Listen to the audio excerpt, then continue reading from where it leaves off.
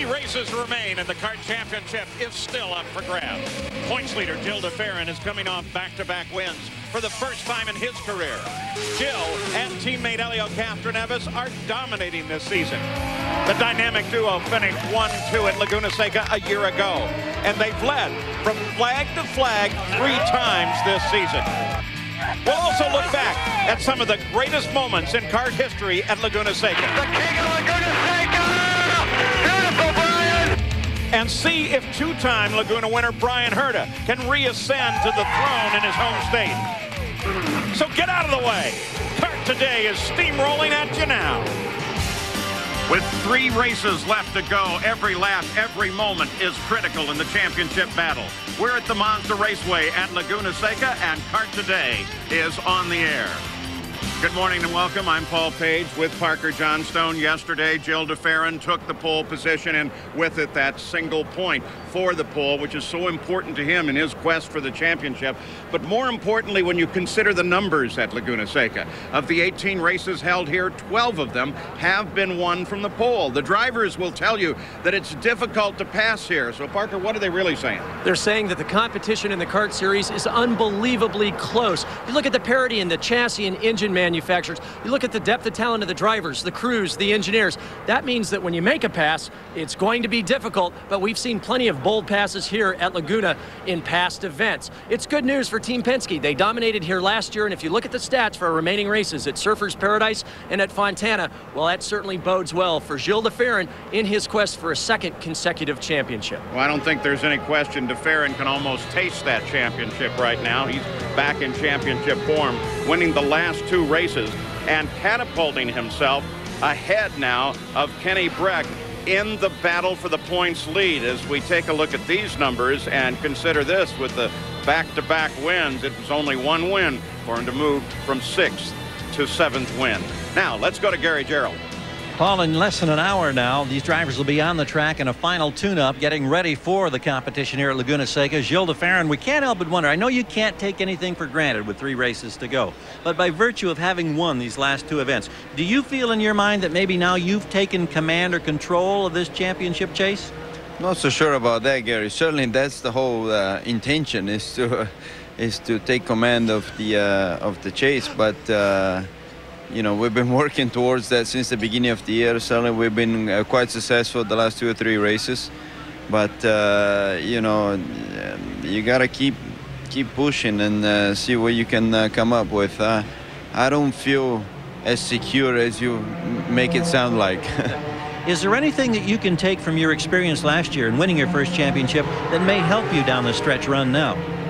I'm not too sure. I mean, a lot of people ask me that is it easier now that it's a 2nd time around, and I'm not so sure that's true. I mean, certainly this championship is still extremely desirable, and I think that's where the tension comes from. You know, is if you have a strong will to win, you know, you will feel the pressure.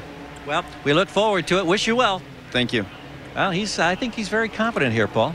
Well, the numbers right now are certainly flowing in his direction. Kenny Breck sits 11 points behind de Ferran in the championship, but losing 40 points over the last 5 races. Let's go to Jan Beekes.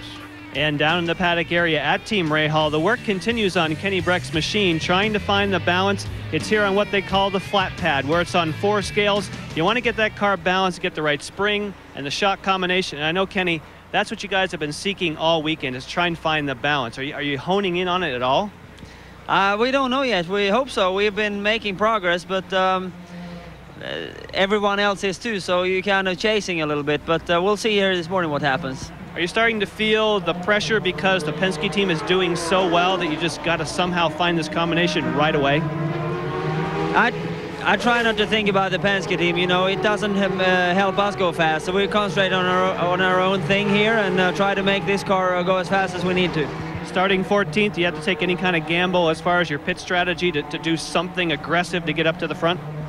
We got to do something aggressive to get up to the front for sure, because this track is really difficult to pass on. So starting position that we have now is not ideal by any means, but it looks grim right now. But stranger things have happened before than starting 14th. So I'm, hopeful that we'll get some good points out of this race. And you never know what happens in these races. All right, thanks, Kenny. Thank you. And in that championship battle, let's not forget Helio Castroneves, who is very good on road courses. He's won 3 road course events this year and is the defending champ here at Laguna Seca. Helio Castroneves, very strong on the street and road courses. Last year, he didn't finish as well as he would have hoped in the remaining 2 events. He's now 20 points behind Kenny Breck. He's got some points to catch up if he wants to finish second in the championship to his teammate. And still holds the lap record here. Gary? Well, we step inside one of the Penske transporters here, and here's Helio Castroneves. How disappointed were you yesterday that red flag came out in the final couple of minutes from your teammate getting off course just after he'd snatched the pole away from you? I was a little bit upset, you know, especially when you have a good car and in a good condition, especially that lap, but I knew I was going very fast. But that's a situation you have to go ahead and take it, you know, because that's the rules and nothing you can do about it. And I guess now it's a different day, and we just have to focus, make sure we do a good strategy, and take the 21 points.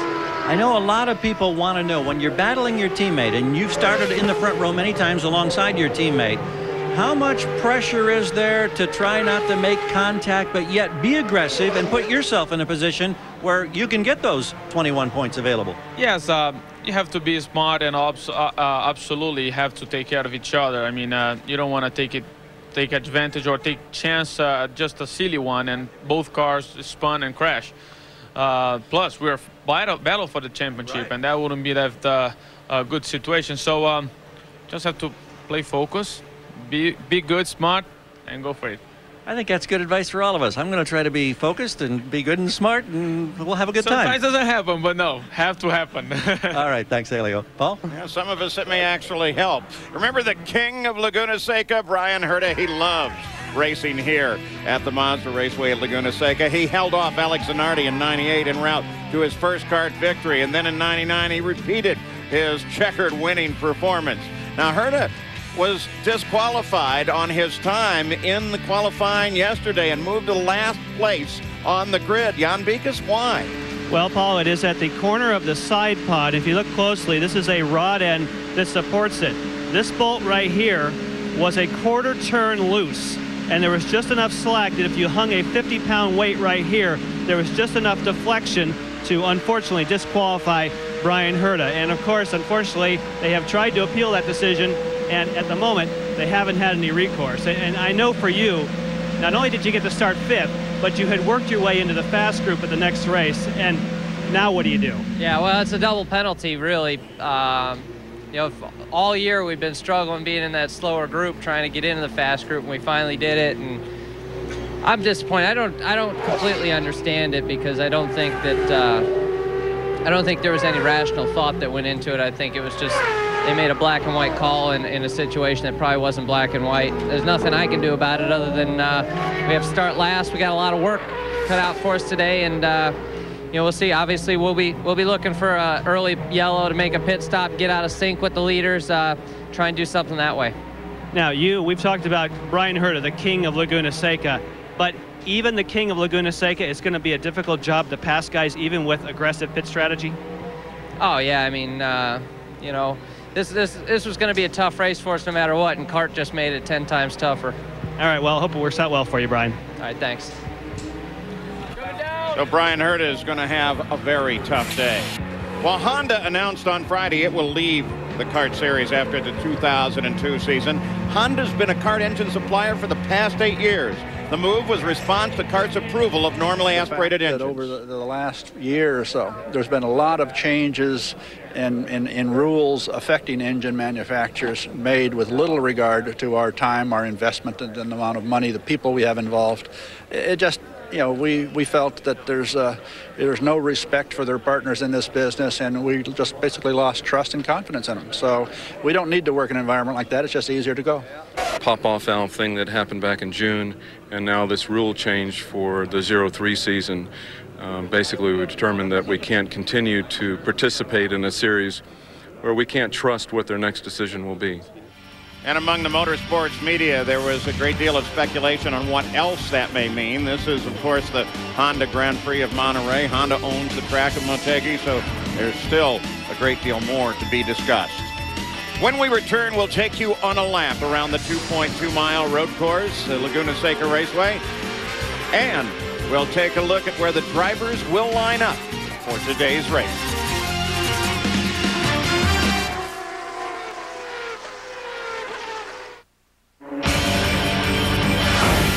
It's beautiful here on the Monterey Peninsula, and right now it should be all day. Don't forget our coverage of the Honda Grand Prix of Monterey coming up later today. For more, log on to ESPN.com. Well, here is how they qualified, including the disqualification of time for Brian Herta. DeFerrin, Castroneves, the front row is Penske, then the rookie Scott Dixon, Roberto Moreno with a great run. What you really need to look at is down in the field. Look down there at 16th, Andretti. Look further back, Franchitti. Those are both guys that had hoped to do substantially better here. And the championship battle, it comes between DeFerrin and Breck, and they're separated by a number of rows. Let's take a look at this 2.2-mile track. Passing, well, that's going to occur going down into turn 1 at the end of the long 1,900-foot straightaway, where the cars reach just over 185 miles an hour. Passing attempts during the race will also be tried going into turn 5, where they're at 170 miles an hour. And then, we've only seen it happen once in the past, the pass. Alex Zanardi passed Brian Herta at the top of the corkscrew. It's a steep downhill. We've seen passing occur down in turn 10 and also in turn 11. But to get a feel for this track, you've got to see what it looks like from the driver's viewpoint. Let's go on board with Scott Dixon, who qualified third. Down into turn 1, 185 miles an hour, hard on the brakes, 3 Gs of braking. Second gear corners, 60 miles an hour. Quick upshift coming to turn number 3, 130 mile an hour entry, slowing to 90. Stand on the throttle. Up to 4th gear, almost flat in qualifying here at 130 miles an hour. Quick upshift to 5th, 175 miles an hour, coming into turn 5. On the brakes hard, it's cambered, it's uphill. One more shift, the most difficult corner on the track. It's blind on entry. 160 miles an hour on the way in, 110 miles an hour on the way through. Steep uphill, 175 miles an hour. You crest the rise, locking the front outside wheel on the brakes. And now, the most spectacular corner in all of motor racing, the corkscrew downhill, plummeting 140 feet at 140 miles an hour. Back on the throttle, quick tap on the brakes. Drivers then complete the circuit with the last corner, turn number 11, the slowest corner at the track, just under 50 miles an hour. Stand on the throttle, and now it's hard acceleration, back up through the gears to 185 miles an hour. But when you talk about this track, you have to talk about elevation. The greatest elevation of any track in North America, 426 feet. And when you come off the corkscrew at the top of the hill, it's a 14-story drop back down to the final corner on the track. It's exhilarating. It's one of the greatest corners to drive. Yeah, but those elevation changes don't necessarily make it easy for the crews when they're setting up, do they, Jan? No, they don't, because the elevation changes are not just on the racetrack, they're also here on pit road. The final 6 pits here, this is a very significant rise, so that means the car tries to roll back. It makes it difficult. So we talked to the crews and the drivers that are pitted in this area. What does this incline mean to you? The problem you got, the car wants to roll backwards, so it makes entering the pits pretty tough, because when you have a guy, especially race day, he wants to lift the car in the air, Jack's car want to roll backwards, and likewise when he drops the car, you got to be ready to go, because the car's going to start rolling backwards. It makes it that much harder to leave the pit box. You're ready to go out, and the elevation makes your car move, so you have to be prepared for that. Sometimes you have to keep the foot on the brake as long as possible. On the pit crew, it's a pain in the butt, to be honest with you. Sitting on the hill the whole time, the car's leaning back, trying to roll back and roll over you, so you have to put chocks under the car and everything. It can be a bit slow to pull the car, especially when it's full of fuel. When there's like 34 gallons of fuel in the thing, trying to pull it up that steep slope on cold tires. So there's pluses and minuses to it. But this was our best option for this race weekend. And you can see that there are chocks underneath the wheels of the cars that are in those pits at the moment. But the nice thing during the race, when you come in and the air jacks hit the ground, that's your automatic chock. So thankfully, under race conditions, as long as you get the thing lit up, it's really not all that bad. Gary? Well, let's talk about it from a driver's perspective. You had an opportunity to take a lap here at Laguna, and of course the signature corner is the corkscrew, and as Parker said, there's just nothing like it anywhere in all of motorsports. It's like a glorified carnival ride. Well, let's talk to the drivers and get a sense of how they approach and what they like about driving here on this 2.25-mile circuit known as Laguna Seca. We'll start with Mimo Gidley. For our cars, the corners are real fast, and whenever we run on fast corners, the champ cars, the balance of them can get really good. and you're not fighting a lot of understeer, and you just really, it's fun to drive. We've got here the Corkscrew, the very famous Corkscrew, which is one of the most demanding corners in the world. I've never seen anything like it anywhere in the world I've raced, and I've raced in many, many places. The track is definitely one of the most fun track to drive because of it's got all kinds of turns, it's got many elevation changes, and it's a very challenging track for us, very physical track. Have to be in really good shape for 83 laps around this place. It's unique, but I think that the biggest challenge here is that a lot of corners are blind, and you have to predict your turning and things like that, which you don't have that much in other tracks. So it's very challenging, and I think it's very enjoyable for the drivers. Notice how many times you hear that word challenging? Well, adding to the challenge today, and Cristiano D'Amato said it's a very physical track. Temperatures are expected to be right around 90 degrees. By the time this race is over, 83 laps, these guys are going to have put in a full day's work at the office. Paul? Yeah, they're looking at record temperatures for the Bay Area. Last year, these super slow-mo shots told us a lot about this track. It's wide open, and that invites courage. It's a great track to drive because you can be incredibly aggressive, throwing the car through the many and varied corners, dropping wheels off the curbs, even onto the dirt. But that also comes with a price. It punishes suspension, gearboxes, engine, and bodywork. Well, one driver who knows his way around Laguna Seca is Jimmy Vasser. He's got some news, and we'll catch up with the 97 race winner when we come back.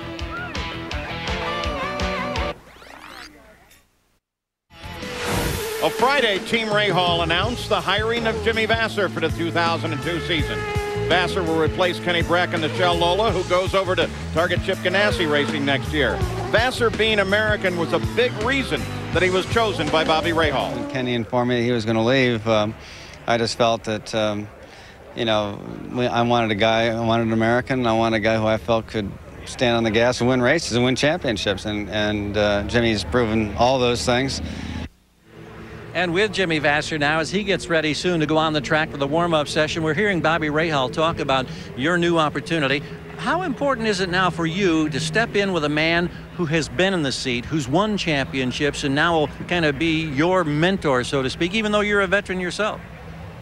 Oh, I think it certainly can't hurt. You know, I think they've shown that they're in the thick of the championship. They got a championship caliber team, and you know, I'm tickled to death to be going there. It's a great opportunity, great group of sponsors, and you know, hopefully Kenny can win that thing. So I'll be going to the championship team. Now, a possible downside, we're hearing talk that Don Halliday may be leaving that team as an engineer, and he certainly has played a very significant role in helping Kenny Brack get into that spot. Is that going to be tough for you, or have you got an engineer maybe that you can take along with you? Well, you know, if that's true, Don, you know, Don's a fantastic engineer and a great asset to any team, but no one person makes a team in this sport, and you know, the holes can be plugged. They've got a great team over there, a great team of engineers already. And, you know, I think that everything will be just fine if Don should choose to leave. And 3 races to try to get a win yet for the Patrick Racing team. I know you're looking forward to that. Hope you have a good, safe day here. Thanks, Gary. All right. Jimmy has been part of so many memories here in kart history. Great moments. We'll look back at some of the best moments when we return. Well, over on the side of the Firestone truck in the paddock area is this big banner, and those are all signatures, all wishing Alex Zanardi the best, and everyone has gone by there to sign that. Laguna Seca has a history of providing some great racing moments, from champions being crowned to dramatic finishing laps. Let's take a look back at some of the moments that have come to define Laguna Seca. Here we go. So the battle for the PPG Cup. Look, oh, look, here it comes, here it comes, here it comes, and it gets him! And Alex Zanardi, with a brilliant move, takes the checkered flag. Zanardi on the power off the corner, squirming under acceleration to try to catch Brian Herta, but he will not be able to. The final lap of the PPG Indycar World Series, and it's going to supply us with a brand new winner in the person of Gilles de Ferran. Here comes the new champion as Bobby Rahal raises his fist in salute to his pits, and he takes the checkered flag. You could never top this, you know, in 2 careers. So all in all, I can say clearly this was the best day of my career. The king of Laguna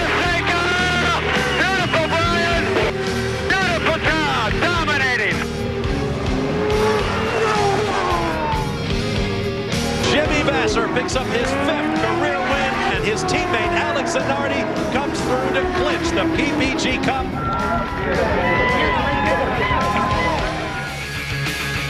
And then we look at the list of winners here at Laguna Seca, with Bobby Rahal having the most, but a long litany of truly great names. Well, the Mazda Raceway at Laguna Seca is now planning $12 million in renovations starting in November. The improvements will include updating a number of parts of this racetrack and its support facilities. The main thing we want to do is do some infrastructure work. We're going to realign the pits, the entrance into the paddock, sewer and water. Okay, get rid of some of our porta potties and that kind of thing. We want garages, and then we would like to put luxury suites on top of that, of the garages. That's the first thing that we have on the list.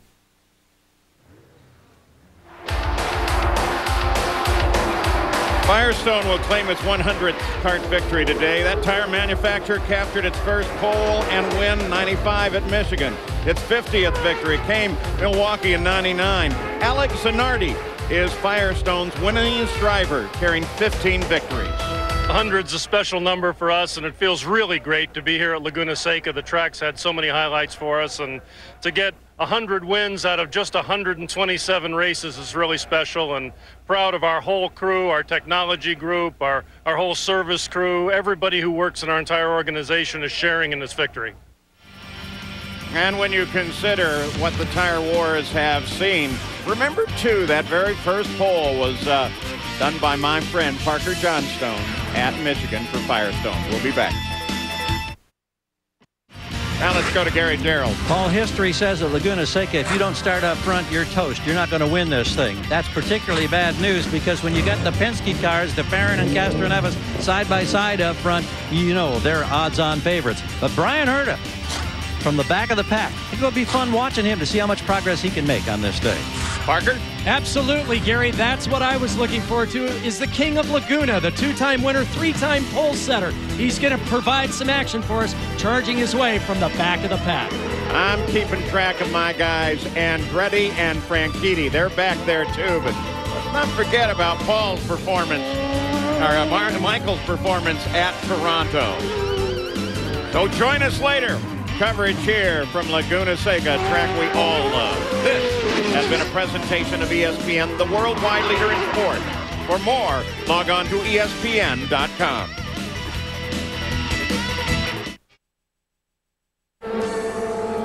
Three races, 65 points remain in the championship fight. From now on, there can be no errors. It must be perfect. Every race, every turn, every lap. The powerful Houston victory by Gil DeFerrin earned him back-to-back wins for the first time in his career.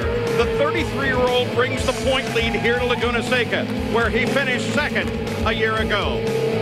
But perhaps more important than that, in his rookie year, 1995, he scored his first Champ Car victory here. This track suits Gil DeFerrin in his pursuit of a championship. He loves perfection.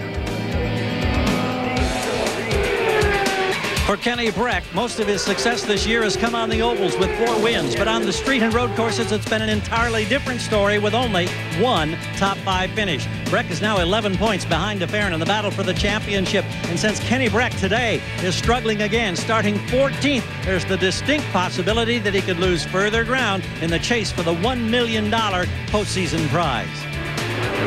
Helio Castroneves has been a dominant force on the street and road courses this year with 3 victories. He came into Laguna Seca 3rd in the championship, 30 points behind his teammate Gil DeFerrin. He's the current track record holder here at Laguna and was disappointed not to get that precious point for pole position yesterday. Today, he's determined to get the point for most laps led and the 20 points for leading the race. He's got to find comfort in knowing that 15 of the 18 past winners here at Laguna have started on the front row. Castroneves may be the defending champion, but the man they call the king of Laguna Seca, of course, is Brian Herta, with 2 victories here and 3 consecutive pole positions. But yesterday, he qualified in 5th spot, but because of a technical infraction, they have now taken Brian Herta and put him at the back of the pack. Here's what happened. There was a small bolt on the car that was 1/4 turn loose. That made a technical infraction with the height of the side pod. They tightened that 1/4 turn and he passed, but CART would not let him slide. They put him to the back of the pack. The breaking news part of this story is that the president of Forsyth Racing, Ron Dixon, has now said we may protest the whole field at the conclusion of this event. We want every car held to the same standard that we were yesterday. Will that affect the outcome of today's race? Well, we'll have to wait and find out.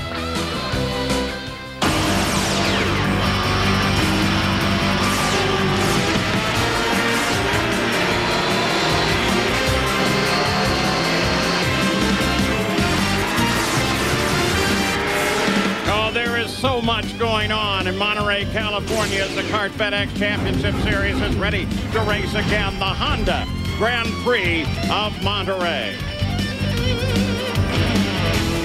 Now we'll take a look at how they qualified, adding in the Scott Dixon penalty with Jill DeFerrin on the pole, and Elio Castroneves rounds out an all-Penske front row. As you look down through the field, you might want to pay a special attention to Michael Andretti and Dario Franchitti, who were both on the edge of the championship fight, but their qualifying did not help them at all.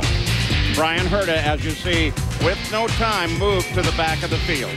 2.238 miles, 83 laps, 24 shifts a lap.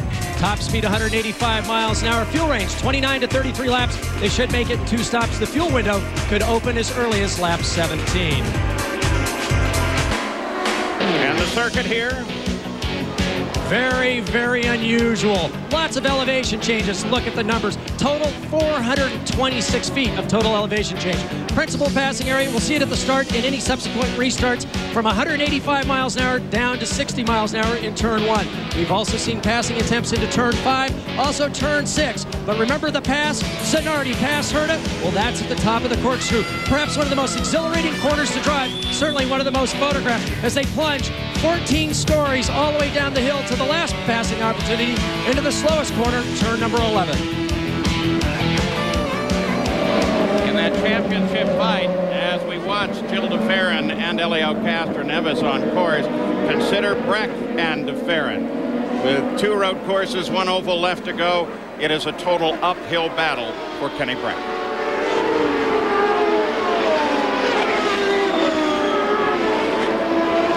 Sweeping down through the signature of this track, the corkscrew turn, down the hill, then swinging back to the left. They'll come into file, and we'll be ready for the start. Championship battle, DeFerrin at the front, Kenny Breck in 14th. Paul mentioned Michael Andretti in 16th, Dario Franchitti back in 22nd, and the king of Laguna, Brian Herta, dead last. The second turn, the first turn here is just a light bend. The second turn is a hairpin, and it has collected many a car in its history. You've got to be careful on the start. Feel on the pit straight. Green flag is out. Here we go, heading for the first turn. There's the bend. Now the hairpin just ahead. Canan on the far outside, trying to make a move around, and it's Michael Andretti. Michael Andretti comes off the outside of the corner. We also saw a puff of contact smoke in the middle of the field. No. Michael reports back the car is not running. Jill DeFerrin already with a nice interval back to Castroneves. He will try to set the pace. As we've seen in previous races, particularly in Houston, DeFerrin set a pace that no one else could match. Slowly pulled out a larger and larger interval. Looking back for Kenny Breck. Look at him. He's way in the back and not at speed. It's done. That wheel ends the race. We're going to go back and look at the start, and this will show you a little bit about Michael, and we're going to search for what may in the back of the field had happened with Kenny Breck as well. There's Kenny Breck and Michael Andretti. Looks like there was contact on the way in. But that doesn't explain the left front, does it? No, it doesn't. It explains Michael off, but I would expect as they got around turn 1, there may have been contact as they got around to the apex. Gary Gerald. Michael Andretti on the radio said he couldn't believe it. The rear locked up big time. Don't know if he reported contact or not, but he said the rears did lock up. Well, looked like he got in contact, but he's gotten restarted, and he pulled out just in front of the leader, Jill DeFerrin. So he's not yet a lap down, though. He might be very quickly here. Jan. Kenny Breck has just shut the engine down. The crew is assessing whether they can fix this car. Remember, when you're in a championship battle, the only thing that matters is trying to bring it home. Can you get to 12th place? Kenny Breck stays in the car. They're assessing the damage. I'm assuming, Jan, if you can at all, you're going to repair that because you got to hope for some attrition, and it's only on the first lap. I would agree. Well, already they go to work on the suspension member. He's going to pull that left front corner off. All right, here's what happened. Coming into turn 5, Kenny Breck on the left of your screen, Mauricio Guzman. Bang. Left front, right front contact, substantial damage to the upper wishbone of Kenny Breck's car. Check this out. Both players' cars are off on the same corner together. Remember, they were running right together on the track, actually running 9th and 10th. Tagliani, who is there, and Carpentier, who's got, well, they both have really some serious problems. Patrick Carpentier's nosed head into the barrier. Tagliani is sitting silent on the edge of the racetrack, hoping that they'll get him going. But green flag, full course, only local yellows covering this incident. The interval between de Ferran and Castroneves remains about the same, but now they go full course caution. Pace car will come out, field will slow and bunch up. We'll go back and look now to see what happened to the players team. They were running together 9th and 10th. Coming down the hill, turn number 10.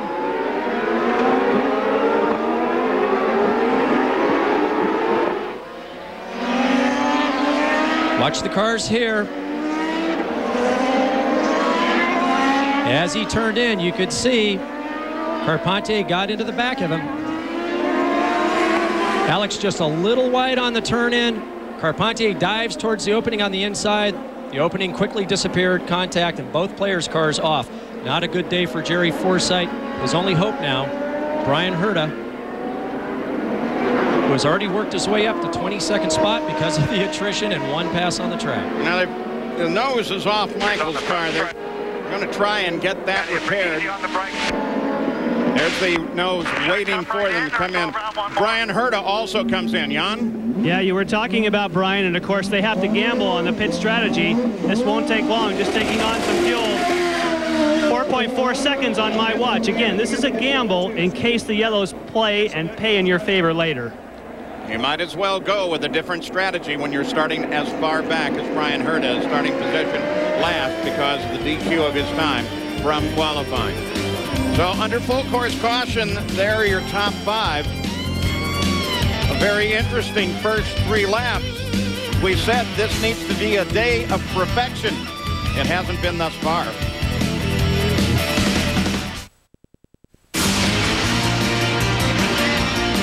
ESPN Speed World coverage of the Honda Grand Prix of Monterey is brought to you by Honda, proud sponsor of the 2001 FedEx Championship Series.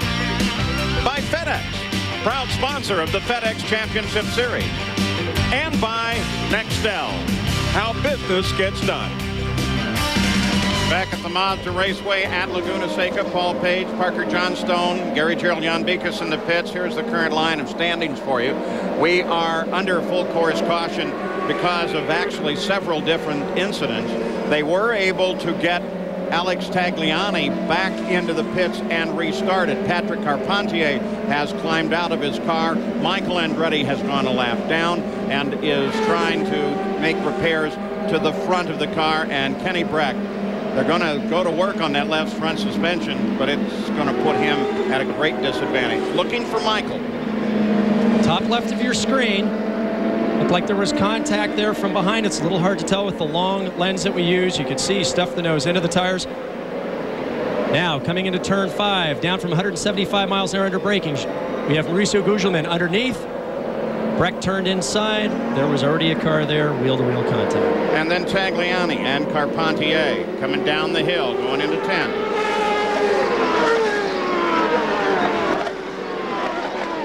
And that ended the day for Carpentier. As we said, Tagliani got restarted. Jan? The work continues for Kenny Breck, not only on the front of the car, but the rear. They changed the rear wing, which maybe that related to the Michael Andretti incident since they were in close proximity. But as far as the front left suspension goes, still a lot of work left here for Kenny Breck. Gary Gerald on Michael Andretti. Michael Andretti is expected back in the pits for a third time. They sent him out. You saw him without a nose. They got the new nose in place. Here comes Michael back in now. This is to top off fuel only. He's used precious little, but they hope it'll enter into the pit strategy. He leaves behind Mamo Gidley. Meanwhile, Alex Tagliani is behind. Fire in the pits, Gary, down in the target pit. And they're still fighting it down in the target pits. We're not sure. I assume this started on a refuel because you can see the starter for the engine laying out there. And they're still dumping water all over everything. Remember, you don't see a methanol fire when it's burning. Kart officials in there. Now they've calmed down now, so maybe, you know, we haven't seen anything like that since the early Michigan 500s when one of Herm Johnson's cars, Herm Johnson was driving the car, had a pit fire. Medical crew also going to the scene in those pits. Gary Gerald, we are going to get back to you, but let's go back before we do that and see if we can tell what happened there. Look at the top left of the screen. As the car leaves, you can see everyone run. For our new fans, as you said, Paul, you can't see methanol burn. The most frightening sort of fire, all you can do is look for the heat shimmer and start to feel as you put the fire out for a heat source until you have it finally extinguished. Yeah, you can actually see this. We're going to look at it in slow-mo, and we can show it to you now. Now watch as the car, upper right-hand corner there, pulls away. You can see the huge flow of fuel out of the end of the nozzle. Big spray, ignites immediately, and people start running looking for water buckets. What you also see that is so special to this series is not just that team and the officials, but guys from pits on either side running to help. Jan? Yes, and I can tell you, looking over the crew here and looking at the kart safety team, it appears as though no serious injury. A couple of the crew members do possibly have some slight burns, but thankfully, looking over the crew and adjacent pits here, it does appear as though, thankfully, no serious injury. In fact, some guys getting their gear back on again, wanting to go back to work. Jan, just so we know, we only saw a rear view of the car. Which car are we talking here, and is there any damage to pit equipment? I do not have that information yet, Paul. As far as the hose, I don't see any damage to the actual fuel tank itself. We'll try and dig in deeper and let you know. And the car should be Gidley, again, working for a strategy to get off pace of everyone else. Kenny Breck, that was some fine work. I can't get that at my local shop. Not at all. It looked like the end of the fuel nozzle failed. There's a butterfly there, which instantaneously closes when they remove the nozzle to stop the fuel flow. And as the fueler pulled out the fuel nozzle, you could see the spray of fuel over the top of the car and the pit box. We have all of these protections to actually prevent that. Jan Beekes. With Rick Duman. Rick, I saw you possibly had a little bit of burn there. Everything okay? What happened? Yeah, just I think the fuel vent just stuck open. It never got fully engaged and just leaked fuel from the moment on. And when he pulled out, it stuck open. The dead man shut off. So the only thing that was actually on fire, I think, was the fuel in the hose. Everybody seems to be okay. We'll change the hose and get back at it. How about yourself? I saw some possible burn up on your forehead. I'll just do it after the... take care of it after the race. A true mechanic wanting to get back into the fight, guys. Well, given bright sunshine and record temperatures here today, it might get very uncomfortable if you have even the slightest of burns. The field now drops the pace car coming onto the pit straight, and green flag comes out again. The starter stand just up under that overpass. DeFerrin leads him down to one. Castroneves chases, heavy braking by Castroneves. Cristiano D'Amata takes a hard look at Roberto Moreno.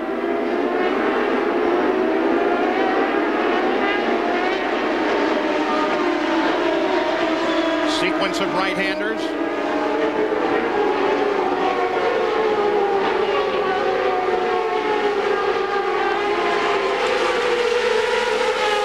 And now the serious climbing begins. Make this left-hand turn. Jimmy Vasser just turns into it. He's followed by Junqueira. And they start the climb that takes them eventually to the top of the corkscrew. 150-foot climb. Most difficult corner, turn number 6, blind on entry. Now up over the top, 175 miles an hour. On the brakes as they come over this rise. Oftentimes you'll see wheels lock up there just before they plunge downhill in the corkscrew. Adrian Fernandez currently 12th. He started 17th. Another good move. Christian Fittipaldi started 19th, is now up to 13th. Fernandez Racing announcing today the addition of Don Halliday, who is currently Kenny Breck's engineer, the engineer that did so well for Andre Ribeiro. Also brought Dario Franchitti a tie for the championship with Juan Montoya in '99. And also such great success for Breck last year in his rookie season as well as this year. Announced not only as a technical director but also as a part team owner at Fernandez Racing. And Kenny Breck is well behind this race. Last position and 5 laps down from the leader. And during that last yellow, you can be sure that Roger Penske and Tim Cindric, the two communicating to Gilles de Ferran and Helio Castroneves, told them exactly what the championship situation was, how many laps Kenny Breck was down. These guys know they just have to set a good, comfortable pace, get to that first pit stop, and then from there, make sure that they get these cars to the checkered flag. Let's go back to Jan Bika, still keeping track of the target pits. Yes, the target team is in the process of changing the probe, the fuel probe, which of course now is not only the fill, it's also the vent. You heard Rick Duman say that he thought that the vent stuck open. Now, it turned out that Rick Duman and another member here, Sean Robb, were the only two that appeared to be burned. We obviously talked to Rick. Sean Robb, they are taking to the medical center. He was awake, alert, seemed as though visibly he was okay, but they want to take him to the medical center to be absolutely sure. Well, Jan, before you run off, let me just ask this question. Those are big hoses. There's fuel, a lot of it in those hoses. Is there any way that they can be compensated for whatever fuel they're losing, or does it matter? I have a feeling, Paul, I will check with CART, but I assume that whether you burn it or whether you spill it, you've used it, and that's how it goes. All right, let's go to Gary Gerald. Patrick Carpentier has come back. He's changed his clothes out of the driver's uniform. Tell us what happened, and was the contact with your teammate, Alex Tagliani? Yeah, for sure. It's so sad. We're both up the front there, and could have had a great race. I think we both had good cars. Michael was struggling in that corner, and Alex went by on the outside and got the dirt a little bit, could not accelerate, so I thought I had an opening. I went on the inside, and at the last minute I realized that it was not an opening, so I was not far enough ahead to make the pass, and Alex didn't cut me any slack. He just moved right in, and I was still there, so I hit him, and unfortunately he took both cars out. Now, because it's hard to pass in this course, you have to be aggressive. Are we apt to see more of this type thing happening as this race progresses? Yeah, it depends how much the guys are going to stretch, how far apart they're going to be during the race. But at the restart, you'll probably see a couple of these things. But hey, it's racing. It happened a couple of years ago with Alex, and I'm sorry for today, but we'll take it back in Australia. All right, thanks. Thank you. Well, right down there on the turn onto the pit straight, Casey Mears is off. There's a second car involved as well. Patrick Carpentier, probably one of the most difficult decisions. It's Max Wilson is the other car. Max has been having a lot of trouble with the gearbox this weekend, both his primary and his backup car. For some reason, when he's downshifting, he's got a problem with it. They've gone for full course yellow again, and so hopefully both of those cars, well, Max will get restarted, and Casey already saw is on his way. You can see Michael went off as well. Looked like Casey spun just on the exit of the corner. Everyone else taking evasive maneuver techniques here. Here he is coming into turn 11. Oh, he has more than a little help there as Brian Herta comes down the inside. We'll look at it one more time. Brian Herta down the inside, gets speared by Brian Herta. Casey Mears then spins off. Max Wilson has no place to go. He stays to the outside. Well, Casey got nailed in the back, too, so there was actually all three cars in contact. And one look at Herta's nose, one time or another. And there's less of it now. So disappointing for Brian Herta. He's done so well here in the past, qualifying second twice, on the pole 3 times, 2 victories here. Worst he had ever qualified was yesterday in 5th until his disqualification, moving him to the back of the grid, and that puts you in a desperate situation. You can't run the race that you want to run. Brian Herta into the pits. You saw that Kenny Breck also came into the pits at the same time Herta did. Not far away, the Monterey Peninsula, Carmel, and some folks with a lot of money.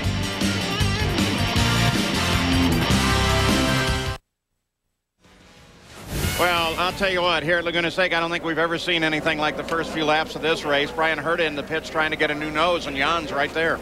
Yeah, Paul, and they're having trouble. They went with the impact gun to get the screws off the nose to replace it, and one of the screws stripped. Now they're going to the manual method.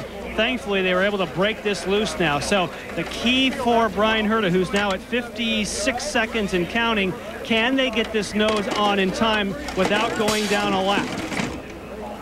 Cars will be coming down the hill shortly, and of course it doesn't matter if you strip out a screw as long as it beat the pace car out. Yeah, they also can just put it on with a couple of screws and then come back the next lap.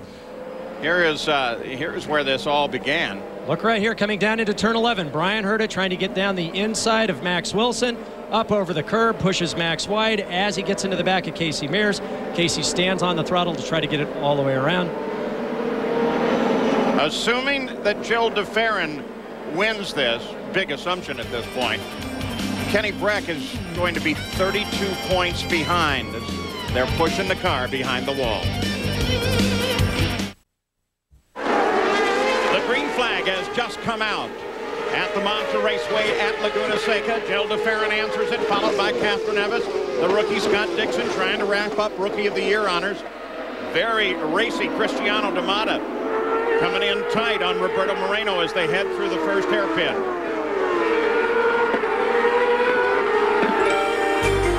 First 14 laps of this race have been, to say the least, interesting. Kenny Breck already out. Will be scored for 25th. Cristiano D'Amata turning one of the fastest laps ever at Laguna Seca in preseason testing. He and his teammate Christian Fittipaldi struggled earlier in the weekend. Started to get things right just in time for qualifying. Dr. Cristiano yesterday was at a complete loss. They just didn't understand where the setup had gone. But we've heard that from a number of the teams and a number of the engineers this weekend. Parker, one of those teams is the Team Cool Green and Dario Franchitti, who's had success here in the past. I just checked again with Kyle Moyer. Same situation as the 2 previous days. They just can't find a way to get grip. They have tremendous understeer going into the corner, tremendous oversteer coming out. Not good. Gary Paul and I met with Dario's engineer Ian Watt earlier today, and he said they've changed everything. They've put on Michael's setup, Paul Tracy's setup on the car, then everything possible to this car, and it doesn't change. They haven't been able to get any sort of response from any sort of input. Well, take a look to the inside as Tagliani now trying to get back for past errors. And he went off with Carpentier, now working up through the field. Just ahead of him was Franchitti and Gidley. Franchitti is currently running 17th, and for Tagliani, that's 2 laps behind the lead. For Jill DeFerrin, it's exactly what he wants in a strange way, and that is that with now 2 restarts in addition to the start, he has had the advantage of a very clear race course in front of him. Had we not gone full course caution twice, he may have been down on the back of the field by now and had to work his way through traffic, which here is always a challenge. And every driver in this field will fight very hard not to go a lap down. We've seen races in the past where just as the leader's gone by, a full course yellow has come out. They will not want that to happen. Kenny Breck out and 25th. Here's Jan Beekes. Yes, and Kenny, I know they tried hard to fix the car. What happened between you and Mauricio? Well, we got together going into turn 4, and that was it. Bent the front suspension. Now tell me, they also changed the rear wing. Was there also contact in the first corner? No, we went side by side through turn 1 and 2 and 3. I got clear and went down into turn 4 and well, 5 I think it is on the track, and then braked and turned in, and there he came, and boom. I know it's important for you to get championship points here. Now how do you regroup and try and get that focus back? Do you think now the championship is gone? No, he's not gone till the last race is over, so we'll just have to wait and see. But it was unfortunate for the Shell car and the Shell crew and everybody here, so. Sorry you're out early, Kenny. Thank you. Actually, that's not entirely true. Kenny Breck needed to remain, assuming DeFerrin victories, within 13 points in the next 2 races, have scored 13 points in the next 2 races. He will have to do that, absolutely, at Australia now. And considering, we always hate to go this direction, but if it ends as they are right now, then all DeFerrin will have to do is finished 4th or better in one of the final 2 races. So Kenny Breck's day could not only be the end of a day, it might mean the end of a championship. Having said that, I got to tell you, I hope not, because 1, I want to see it battle to the end of the year, and 2, I really want to see Kenny do well. He's a great guy. If you look at the results from the last 2 races of last year at Surfers Paradise and at the California Speedway, Gilles de Ferran, whoa, we got wheels off. Oh, Roberto Moreno, it looks like. Yep. Dropped wheels off on the left side, came back across the track, and had big contact with the tire attenuators on the inside of the course. Roberto Moreno was running 6th. We're going to full course yellow, and that's Jourdain. There's the onboard camera view. And this was scheduled to be his last race, according to some sources at the team. Moreno, that's more than just wing, Parker. There's some damage out there, and part of it is Jourdain's car. Well, that was right in front of our position, and I couldn't help but look out the window when what a great guy. He does a little everything. I'll clean this up a little while I'm out Watch here. as he comes through turn 4. He'll drop the left rear wheel off the outside of the exit curbs, comes across the track, and has heavy, heavy contact with the inside barrier. All right, so 18 laps complete. Pit stops are coming. Here's Gary. First of the leaders is Helio Castroneves. Gilles de Ferran stays out on course. Routine service for Helio. It looks good in about 8.5 seconds. He is on the way. So as Gary suggested. Now this is a little surprising, Paul, because the fuel window opened on lap 17. I would have thought that all of the leaders would have come in with this yellow.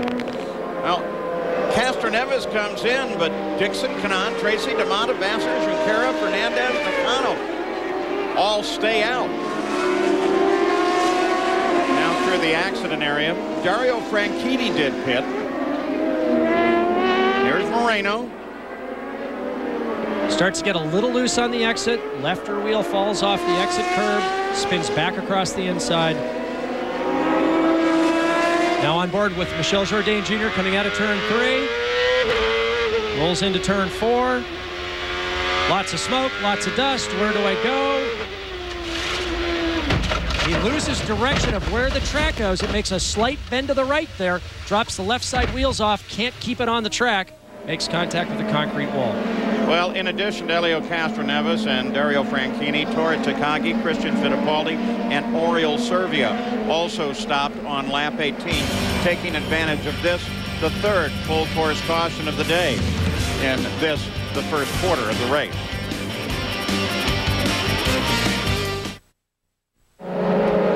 Here's a look down from the Honda Helicam at the Honda Grand Prix of Monterey, under full course caution right now. The leader all the way thus far has been Gilles de Ferran. Well, Honda announced on Friday that it will leave the kart series after the 2002 season. Honda's been a kart engine supplier for the past 8 years. The move was in response to kart's approval of a normally aspirated engine for the 2003 racing season. It was not unexpected. The fact that over the last year or so, there's been a lot of changes in rules affecting engine manufacturers made with little regard to our time, our investment, and the amount of money, the people we have involved. It just, you know, we felt that there's no respect for their partners in this business, and we just basically lost trust and confidence in them. So we don't need to work in an environment like that. It's just easier to go. Pop-off valve thing that happened back in June, and now this rule change for the 03 season. Basically, we determined that we can't continue to participate in a series where we can't trust what their next decision will be. And Parker, there are a number of unanswered questions within that announcement. One is, what about kart events that are sponsored by Honda, such as this one? What about Motegi, which is owned by Honda? And certainly this was just much more than a corporate decision. It was also a very personal decision. Tom Elliott, Robert Clark, the two individuals you saw interviewed, have put their heart and souls into this business, into this racing series, and their very strong statements say something that have left a lot of people with this normally aspirated decision normally exasperated now. Sorry. What's also interesting about it is the other engine manufacturers also seem to be upset for one reason or another. There's a news conference called on Tuesday that Ford's calling, and that may be a similar announcement. That is, we're going to fulfill our current obligations, and then we're gone as well on Tuesday. We don't know that. That's speculation. All All right, let's go down pit side. Elio Castroneves has stopped. Gary Gerald, it seemed like everybody should have come in. Well, we're going to ask. Tim Cindric, you expressed a little surprise that others didn't follow Elio into the pits. Why would that be?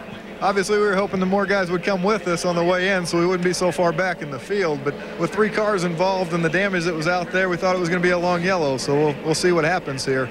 So hopefully maybe this assures us that either way we'll win, but it wasn't planned that way. Now, how much does it impact the strategy? The team is totally split with Gilles staying out there.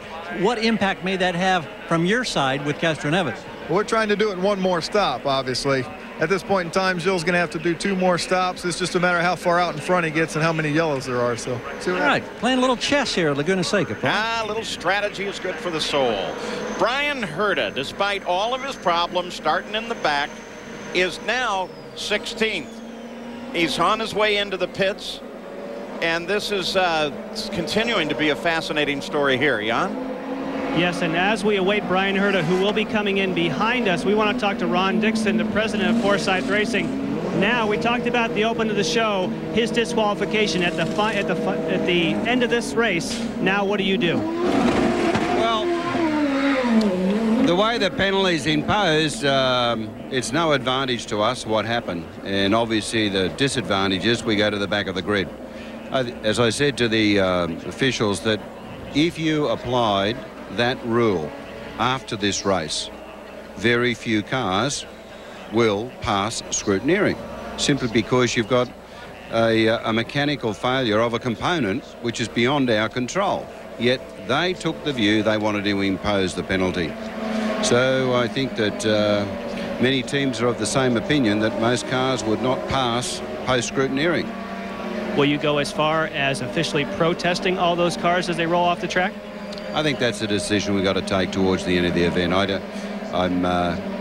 Obviously, a lot of people have spoken about that, but I'm not so sure that that would be the position. Although, you know, you got to tell your sponsors something. Why did you go from 5th to last? Because a screw came loose? It's just rubbish. It's rubbish. Thanks, Ron. And it did cause many of us to think about last year at Mid-Ohio when Gilles de Ferran sat on the pole but then flipped the car upside down. We're pretty sure that one didn't pass either. We don't understand all of the ramifications of this, and obviously we're going to be doing a little more research on that for you. We'll be right back. We're anticipating the green flag. They are in the corkscrew and beginning to sweep downhill. Green flag should come out as they hit the pit straight this time by. I'm still a little surprised that more cars didn't pit since that fuel window did open up. The advantage, de Ferran has clear track ahead. Castroneves now has to work his way through the field from 13th. And what it does is put the rookie, Scott Dixon, right on top of the back end of Gilles de Ferran. Green flag is out. Dixon stays right with him. Tony Kanaan comes down. Paul Tracy and Cristiano D'Amata go at it. And Jimmy Vasser, then Junqueras back there. Cristiano has been working hard every high-speed lap we've had. We've had 12 of 22 laps now under yellow. It's probably a welcome break for these guys. This track physically is very demanding, only second to Mid-Ohio. And certain sections of this track, especially with this heat, become very, very difficult to drive. The downhill sweeping left-hander, turn 9, almost 4 G's of lateral cornering load. At the end of this race, it's difficult to hold on to the steering wheel. And it should do nothing but get hotter as we watch Bruno Junqueira, currently 7th, top of the corkscrew.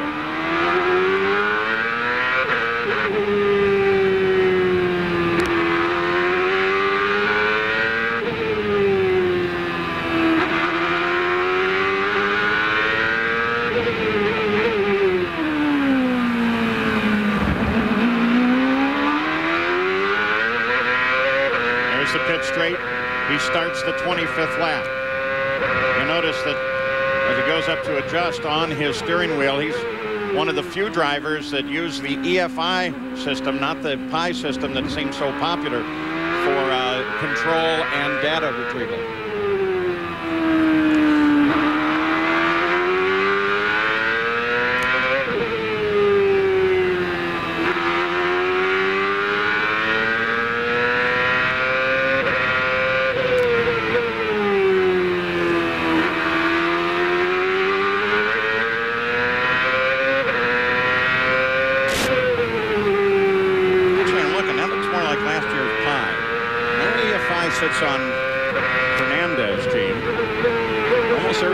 just using the frequency hopping for security. Sigma. What I've been noticing with this onboard is how different the pace is between now and qualifying. The car's running 6 to 7 seconds a lap slower because of the heat, the fuel load. Even though they're decreasing in these cars, we'll have to be coming in soon, at least the first 11 cars. Now 12 cars. Around lap 30 or so, we're anticipating stops. DeFerrin slowly inching away from Scott Dixon. Dixon in second, you're on board with him now.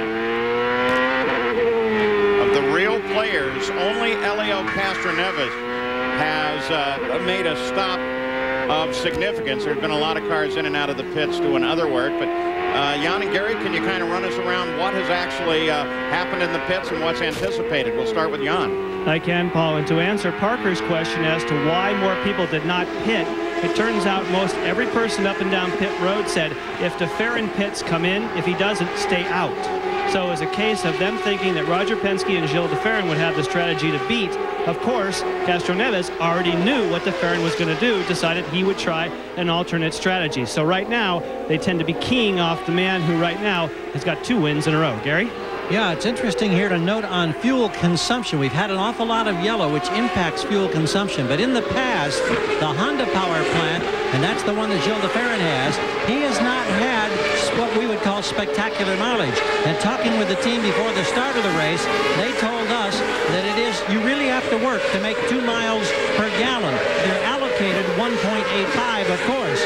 Now, we checked in with Scott Dixon, and Russ Cameron telling us as we watch Castroneves pick up a position that for Dixon, they've been making miles comfortably at better than 2. They can go 2.1, 2.2, they think. So what we're now wondering is, will Dixon be able to stretch a couple of more laps in DeFerrin? Will that, in fact, give him any kind of advantage? And as we watch Elio Castroneves, you saw him get around Memo Gidley. That moved him to 11th. Earlier, he got around Max Pappas. So since the restart, he's gotten around 2 cars slowly on the track trying to work his way forward, adding to the existing advantage that, or it might turn out to be a disadvantage, the additional impact of his stop out of sequence.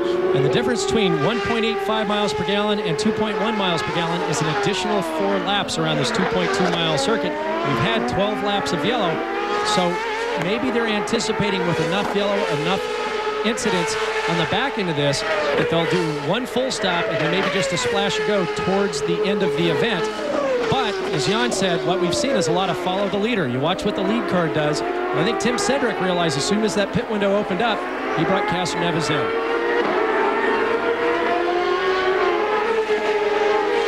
Castroneves grabs another position, this time 10th from Mauricio Gugelmin. He's now passed Pappas, Gidley, and Gugelmin since we went green just a few laps ago. With Castroneves, it's going to be a nice display of driving here.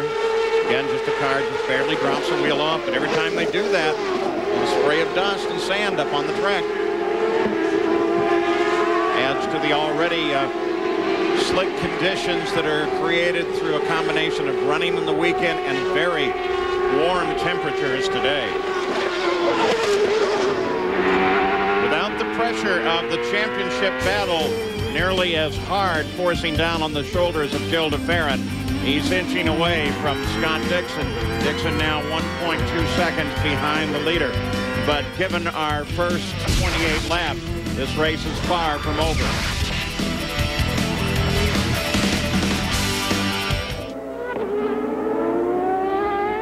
E o Hélio Castroneves entrando aí na reta principal. Passou o Hélio, é o 10º colocado. Na frente dele está o Shinji Nakano. Mas entre o Shinji Nakano, que é o 9º, e o Hélio, que está em 10º lugar, tem o Maicon Andretti. Um retardatário. No começo da corrida, o Maicon Andretti foi colocado para fora da pista e perdeu aí uma volta. Gil passou, completou essa volta aí. O Scott Dixon continua bem atrás dele ali, 1,2 segundos. Já na subida, Gil de Ferran vai lá para o topo da montanha, o Gil. Gil, Scott Dixon, Tony Kanaan, Paul Tracy, Cristiano da Mata e Jimmy Vasser em 6º lugar, 28 voltas. Grande prêmio de Laguna Seca aqui na tela da Record. O Hélio está chegando no Maicon Andretti. Jack Sprague and the rest of the Truck Series race tonight at 6 Eastern on ESPN. Sprague the current points leader, and is the pole sitter for the Orleans 350 NASCAR Craftsman truck. Scott Dixon maintaining about a 1.2-second interval behind Gilles de Ferran. I've been watching back to Castroneves, and that group of de Ferran, Dixon, Kanaan, Tracy, DeMott, and Vasser are slowly pulling away from the rest. Now, Castroneves 16 seconds behind his teammate Gilles de Ferran. So we've seen in the past, Paul, the strategy where Gilles de Ferran has just gone to full rich, stood on the gas. That's how he won Portland, Houston, and just tried to get a big enough interval in order to do a splash and go towards the end of the event. But Scott Dixon, even Tony Kanaan, just another 3 seconds back, are holding on at this point. Well, Gary Gerald, who keeps track of such things. Gary, if you're with us, temperature is 88, just ambient right now? 88 ambient and 117 on the track. And here's Michel Jourdain, Paul, while we have an opportunity, who's made his way back after that early problem, the flurry of problems. I noticed you had a little ice bag on your thumb. Are you okay there? Did you get caught in the wheel? It's okay. It was a little bit of pain, but they x-rayed it and it's okay. They did have x-rays on it and everything's okay. Can you tell us about what happened here in the early going? Well, I mean, the car was running pretty good. The track is really, really slippery. So I think that's why so many yellows early on. And was just trying to stay there. I think Roberto lost it and put a lot of the smoke. I'm sure he just went to the power and I just tried to follow Bruno. I thought I saw him going to the left and I tried to go behind him, and suddenly when I came out of the smoke, I was in the dirt and just lost it and went into the wall. Thank you, Michel. Thank you. Unfortunately, the track goes to the right there.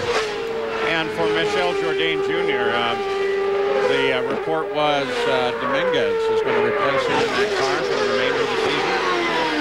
And you would think with only a few races to go, Paul, that most of the plans for the teams would be set. And in fact, we were counting up today the number of drivers whose futures are up in the air, the number of teams that haven't decided on drivers this weekend. Jimmy Vasser, finally probably one of the worst kept secrets in the paddock, was announced as the driver at Bobby Rahal. We don't know if there will be a second car or if there will be who will be driving that car. And you look up and down the list as far as who will be at Pac West, at Patrick, Ganassi, Sigma, Arciero, Blair, all the way down. None. You've mentioned Dominguez at Herdez. So still a lot of drivers not sure where they will be driving next year. Right now we're counting 10 potential positions open, and within the series itself, 12 drivers vying for it. Let's go back to the pits.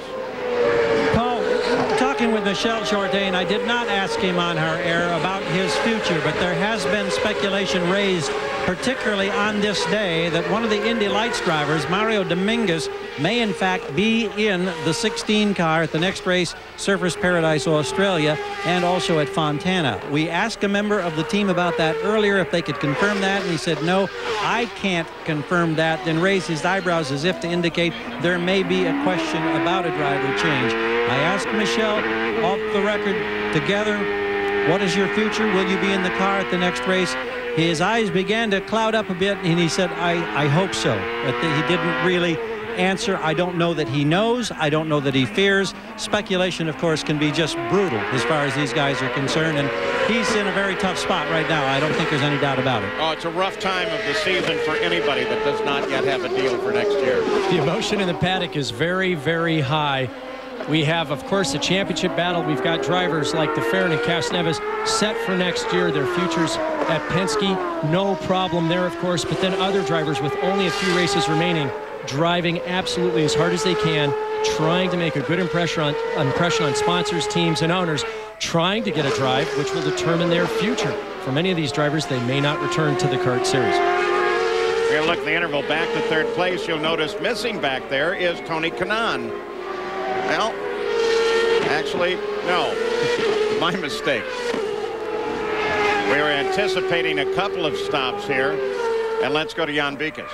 With a quick update, Paul, I was able to ask Don Halliday, the engineer for Kenny Breck, and soon to be the engineer, as you've already said, for Adrian Fernandez. He says a pit stop today is 35 seconds of track time plus whatever the length of your stop. So a 10-second stop will take you off the track for 45 seconds. Tony Kanaan is going to give us a demonstration of that here now as he rolls on to pit road. So that, Parker, will give you an idea to keep an eye on Castroneves and his interval back. Not expecting any changes for Tony Kanaan. And obviously he wants a full load of fuel. He gets it in 11.6, so 11.6 plus 35. That's how far he'll drop back from where he was. Yeah, and that's what I was talking about. They were going to call Tony Kanaan into pit. He wasn't quite missing when I mentioned it. Back to the front of the field. Here is DeFerrin, 34 laps. Complete. Dixon staying with him. Kanaan Honda-powered, obviously DeFerrin Honda-powered as well, so we would expect action from Gilles DeFerrin and the Team Penske organization in just a lap or two. The interval between DeFerrin and Castroneves and the remaining group of cars that came in on that last yellow, now 22.8 seconds. Gilles DeFerrin continuing to open up that gap. Scott Dixon, however, has stayed with him, now back 1.9 seconds. Well, Dixon's running on the philosophy, and you have to run on this, follow the leader. Yeah, you're running second as he's doing. You just have to go wherever DeFerrin goes. Paul Tracy is now making the turn down for the pit road out of third place. Down the center, that's the boy. A solid stop.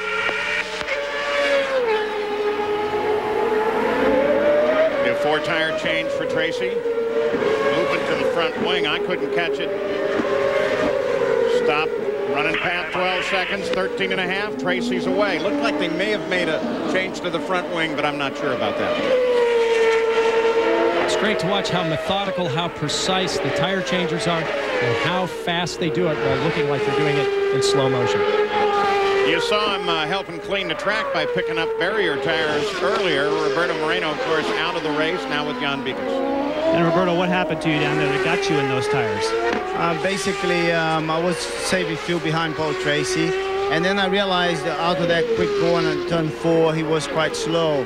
And if many times I got a run on him, so I thought, okay, I turned the fuel up the next lap, get a good turn 3 well, and then I make turn 4 quick and I can pass him. So I did all that and I got out to turn 3 really well. Turn 4 was good, and then the power was a bit too much, and got my wheel on the dirt. Well, actually, I started spinning very early, and then I got my wheel on the dirt, because when I was right behind him, I lost my downforce suddenly. So it was my mistake, and what I would like to do is to say to all my supporters, especially to my friends at Vistio, I'm sorry. Well, while he is sorry, behind us, his teammate Jimmy Vasser is going to make a pit stop. Thank you, Roberto. And Cristiano D'Amata is already in the pits. We're watching him partway through the stop, but Gilles DeFerrin, the leader of the race, is also due in at the conclusion of this lap. And the assumption, of course, is as we watch DeFerrin, that Scott Dixon will be right there with him. We've watched the last few laps as DeFerrin comes down the hill, especially through this next left-hander, how loose the car is. Watch the back step out. He knows that he's coming in soon. He's going to use the tires for everything they're worth. Now through turn 10, he'll stay to driver's left. In this time, pits are clear. And into the pits. Let's go to Gary. Gilles DeFerrin's got a wide open pit road. He makes the turn. You hear Roger Penske counting him down. 5, 4, 3, 2, 1, shallow. Here he is, and the Penske team goes to work. Camera looks from the front. We're at the back of the car. Off the jack, waiting for fuel. Still waiting. Still waiting. 13 plus 8 seconds. Watch your speed. 13.8 for Gilles DeFerrin. Mauricio Guzman also stopped. So did Jimmy Vasser. But Scott Dixon, just showing you how wrong you can be, they kept that car out. Scott Dixon's gotten great mileage while going very, very quick all year long. Also, Bruno Junqueira in second place now. Both Toyota powered, both going very fast while getting great mileage. And watch when Scott comes in and they pull the wheels off, the amount of brake dust that pours out of the wheels. The car is used absolutely to its limit here at Laguna Seca. We're ready for you, Scott. Pit this lap. We're ready. Got a nice clear pit lane. It'll be a quick stop. All right, it'll be a quick one. When they say it's going to be a quick stop. Okay, here we are. Right up the middle for us. Okay, right on the marks. Fuel's going to take 13, isn't it, Jan? Well, that's if you put all the fuel in. Rocky, just give us a little extra, okay? When they tell us it's going to be more than we agreed on. When they say it's a quick stop, sometimes that means they're not planning on putting all the fuel in. Be a quick one. Set your fuel, get ready. See, at 9.8 seconds, that's not all the fuel. So they're completely splitting the strategy. Helio Castroneves, as he comes around, and this will give him key position now in the race. As we suspected, the cars that came in lap 17 now will move to the front, that entire pack of cars. These guys need one more stop, and then that's it. And looking back to Scott Dixon, who came out, of course, behind Helio Castroneves. And we'll look up track for DeFerrin, who is now behind Dixon on the racetrack. So, as always, the pit stops make a world of difference at this course. They've just done it again. Dixon é o segundo. Deixa eu ouvir Emerson Fittipaldi. O que é que você está achando, Emerson? Olha, Oscar, foi uma jogada boa, mas depende do que vai acontecer agora nas próximas voltas. Porque o Elinho vai ter que entrar, fazer a segunda parada e vamos ver se ele consegue ir com o tanque até o fim. Isso que vai ser muito importante. Ele tem autonomia para terminar a corrida depois. Muito bem, o Hélio passou a volta 39, completa a volta, é o líder. Hélio está 3,5 segundos na frente do Scott Dixon, está 7 segundos, ponto 2 na frente do Gil de Ferran. Está 7,2, o André Ribeiro começou a coçar a cabeça, olha a classificação aí. O que você está coçando a cabeça, André? É o que o Emerson disse, é o retrato bastante claro do que vem por aí pela frente. Cada um tem uma estratégia diferente, mas só se conclui. Nothing has changed since we've left you. It's Castroneves, Dixon, DeFerrin. But with the first round of stops now totally complete, we'll take a look at the pit summary for you and show who the winners and losers were. Now, Castroneves pitted, what, 7 laps ago? 7. Actually, it was the last yellow that Castroneves came in when that fuel window opened up. I was so surprised that Gilles DeFerrin, Dixon, and the rest didn't come in because they came in under yellow. The next guys had to pit under green, and now Castroneves 2.6 seconds ahead of Dixon, who had that short fuel stop, 8 seconds ahead of his teammate Gilles DeFerrin. Tim Cedric, president of Penske Racing, I think it was a great call. It's exactly what he should have done. I'm still trying to figure out why DeFerrin and the rest didn't pit on that last yellow. And so that we totally understand that graphic that we showed you. We started at a certain point in the pit stop. Helio actually pitted on lap 18, so it would show as no pit, but everyone in competition has now completed their first round of stops. Let's go to Gary Gerald. Keith Wiggins is the managing director for the Erdes Bentonhausen racing team. We were talking about speculation that you may have a driver change prior to Australia and for Fontana. Can you tell us if there's any substance to those reports? No, I mean, I've heard the rumors as well, but as far as we're concerned, there's no plan to do any changes at this time. So we can look forward to seeing Michel Jourdain Jr. in that 16 car at our next event? Yes, you can. Thank you very much for putting that to rest. I'm sure Michel appreciates that as well. Sure he does, thanks. Thank you. Shinji Nakano rolls to a stop just off of the hairpin. Nakano was running 17. At the same time, look at Castroneves as he tries to work over Michael Andretti. Now, remember, Michael Andretti with his early on problems is well down in 20th position, so Castroneves wants to very carefully try to get around him and put him in another lap down. Michael's not so easy to do that. Full course caution. The pits are open. 4th caution of the day. We could see Shinji Nakano slowing down coming into the second corner. Looked like he was trying to bump start it. Now, since everyone's pitted, we shouldn't anticipate, except for drivers at the very back, we're just going to top up any possible pits. Michael Andretti will be behind the pace car, but he will get waved by since he is a lap down. Shinji Nakano, the cause of the yellow, down in turn number 2. Didn't quite get it clear of the racetrack.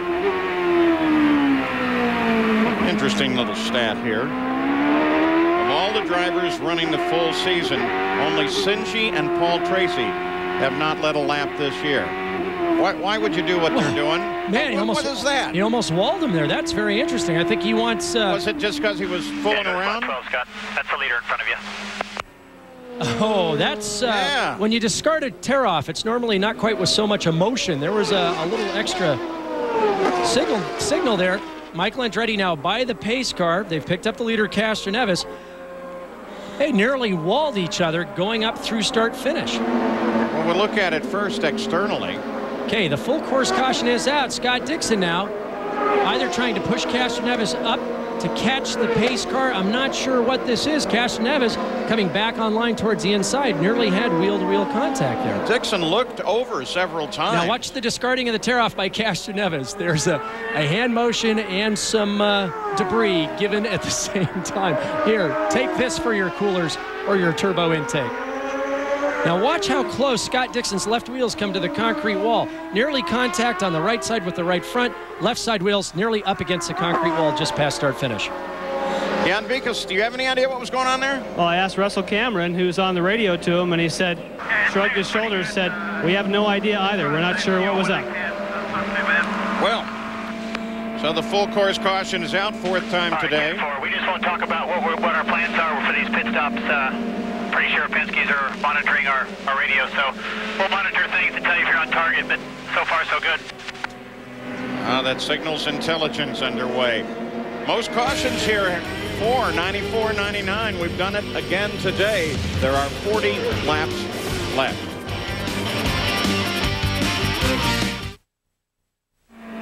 Still under the full course caution, the field coming down the hill. After 44 laps, here is the recap with Brian Herta up 15 positions, currently 11th, and he's been in the pits 4 different times. You see Castroneves there smoke the rear tires coming down into turn 10, trying to get a jump on Scott Dixon. He hasn't been able to do it. He's still looking to get the point for the most laps led if he can eclipse DeFerrin's laps so far. And 16 of the 18 times at Laguna Seca, the leader at the halfway point has gone on to win the race. So the green comes out on the 46th lap. And once again, how much fuel you can carry, how far is going to come into play here. This is also the critical time. If you're going to make a pass, you want to try and do it while everybody is closely bunched together. Castroneves, Dixon, DeFerrin, Takagi, Fittipaldi. Those are your top 5. Gary. Quick update on Castroneves right now. Tim Cindric on the radio telling him to go like a bat out of you-know-what. He's going to try to get as much distance as he possibly can over Scott Dixon. We're anticipating that Castroneves will be pitting in about 7 laps, maybe 51. Well, I couldn't quite catch Tim Cindric there. I apologize. I was over the top of him. But maybe lap 51, 52 for Castroneves. He also did a little cheerleading, saying after that little psych-out incident there with Dixon, he says, you're a lot better than that guy behind you. Don't worry about it. I'm still wondering exactly what was going on there. He's just giving him the eye, I think. The eye. Yeah. That New Zealand eye. Hey, you looking at me? Just trying to rattle him a little bit for that next restart. It didn't work at all. Castroneves now 1.2 seconds ahead of Scott Dixon. Well, you know, for all of his joking around and great personality, I'm not thinking that Castroneves can be readily intimidated. I mean, he knows his job well. His confidence has just skyrocketed since his time at Team Penske. He knows he's quick. He knows that he's championship material now. He shows up every weekend knowing that he can qualify in the pole and win the race. Makes a huge difference for a driver. The difference between hoping to do well and knowing that you can do well, and then making the transition of just demanding from yourself and everyone else that you do well. What they're telling Christian Fittipaldi is he needs to get 2.5 miles per gallon to be on the target. 2.15 miles, Paul, give him about 34 laps of green flag running. And Jill DeFerrin running 3rd. Ahead of these two. And Takagi once again doing a great job keeping it up at the front. Jill DeFerrin has a pretty solid grip on the championship. If they finish this way, and there's a good chance that DeFerrin may actually do better. then Kenny Breck will certainly have his work cut out for him. Right now, Breck is 26 points behind DeFerrin in the battle. And there is Joe DeFerrin. Let's just watch him a second, because I was speculating earlier, as we show you the interval to his teammate, who is the leader of the race, that I was saying to you, Parker, during the commercial, that, you know, maybe if I'm DeFerrin, I kind of take it easy at this point. You were saying, no, that's pretty good. Well, it's not crazy. It's just, I know these guys. They want to win races, just not finish. But you do have to think about the championship. Who knows that Breck is out at this point of this race. He knows his past history at Surfers Paradise, where he qualified on the front row next to Juan Montoya last year. He knows that he was the pole winner last year at Fontana. If he has just a bit of good luck, runs the race that they need to, he knows he can come away from both of those events with a lot of points. Knowing that, how hard do you push? Looking back here in the field, Franchitti is currently 18. Got off track. You can see the dirt on his tires there. The whole group of guys are running together back in the field. Some of them actually for position, some of them off pace. Coming into the top of the corkscrew. Tagliani gets underneath him. Not a lot of wiggle room up there. Franchitti has no place to drive except straight down over the curbs. You don't want to have the car loaded when you go off the track, because the car will spin, so he just drives it straight down. And Michael Andretti down in the hairpin. Coming down into the second corner, actually. Michael's back around. We don't know if there was contact. Coming down the hill under braking. Just to the outside of Mimo Gidley. Tries to go around the outside, but cuts it a little too close. Makes contact right front to left rear. And a full course caution comes out again. One more time. You can see Gidley driving right down the white line. Really didn't have any other place to go. Michael trying to dive back towards the apex, and they made contact. You heard the question asked of Michael, are you still running? And obviously, although we didn't hear the answer, he is not. Now, to get back to Gilles DeFerrin for just a moment, Paul, we said, wouldn't you drive a little easier? And just as we said that, we're watching DeFerrin drop wheels off on the exit of the corner, so obviously still driving very, very hard. With this yellow, you have to assume the guys are all coming in for that last and crucial pit stop. They've got to get 2.1 miles per gallon to go 33 laps. Scott Dixon will have a longer stop. He's going to have to take all the fuel, obviously, this time to short fill. Another brilliant bit of strategy from Pac West, as we've seen so many times this year. Something else you're going to have to think about. 34 laps left, and under the 2-hour rule, there's right at 45 minutes and 40 seconds or so right in there left to go. You're running laps slower now. Your laps are running just over a minute when you're racing. Well, it won't be a timed race if they stay green, but so far we haven't. And I'm sure we're going to get spots going green. I think these guys are coming in. We're out of fuel. We're okay. We're okay. Pit. Pit this lap. The word to Elio Castroneves. Behind the guys. Let Parker go 2 laps. I'll be in the middle of the pack. Pit this lap, Elio. Pit this lap. We've had a total of 15 laps so far this race.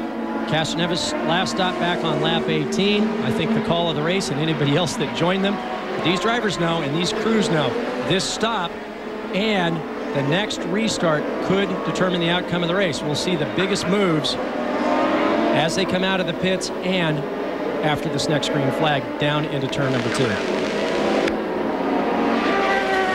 They all tighten up behind the pace car. And just as you thought, comes Castroneves and the rest. We'll start with Gary Gerald.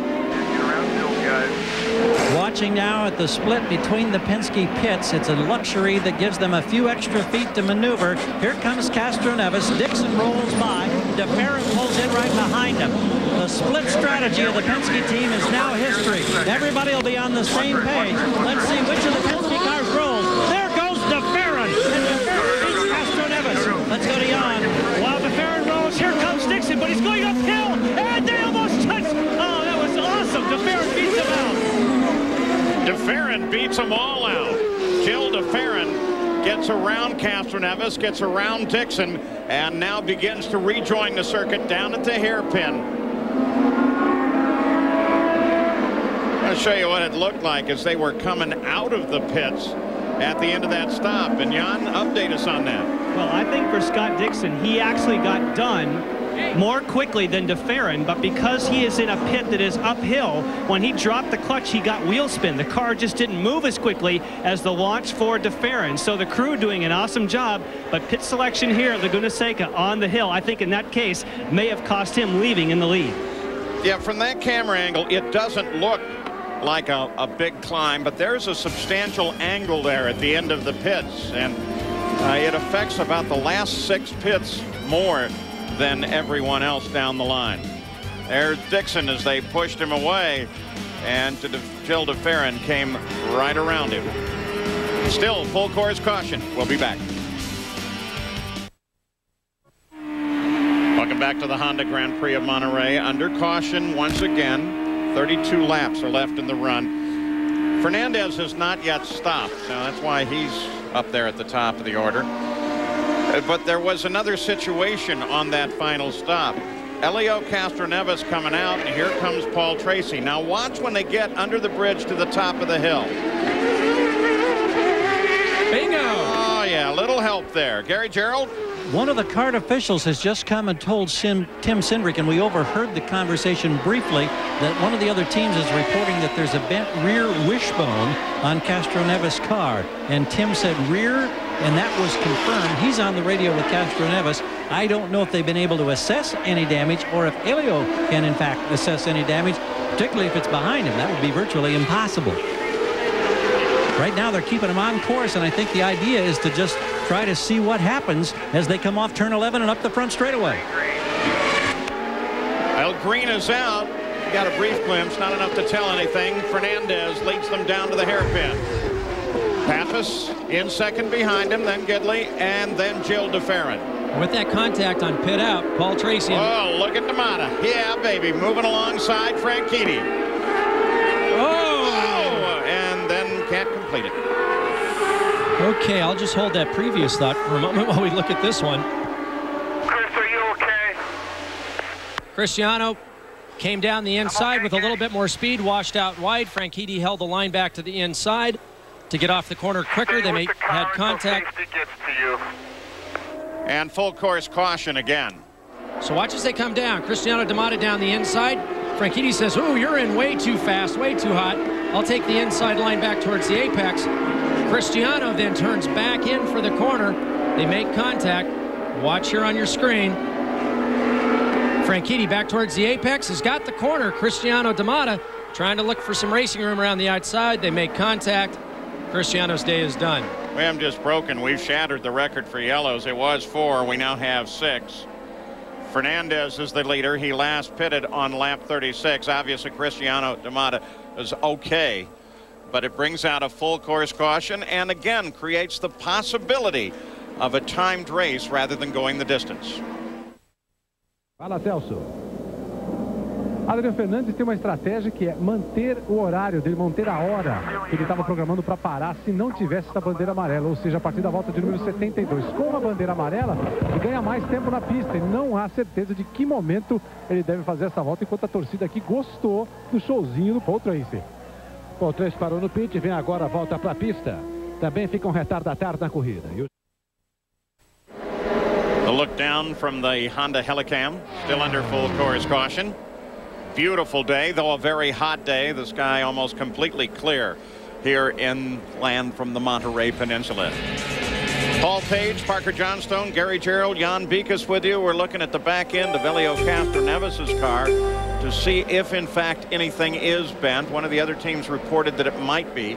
They have been talking with Elio Castroneves on the radio. He's trying to feel the car out.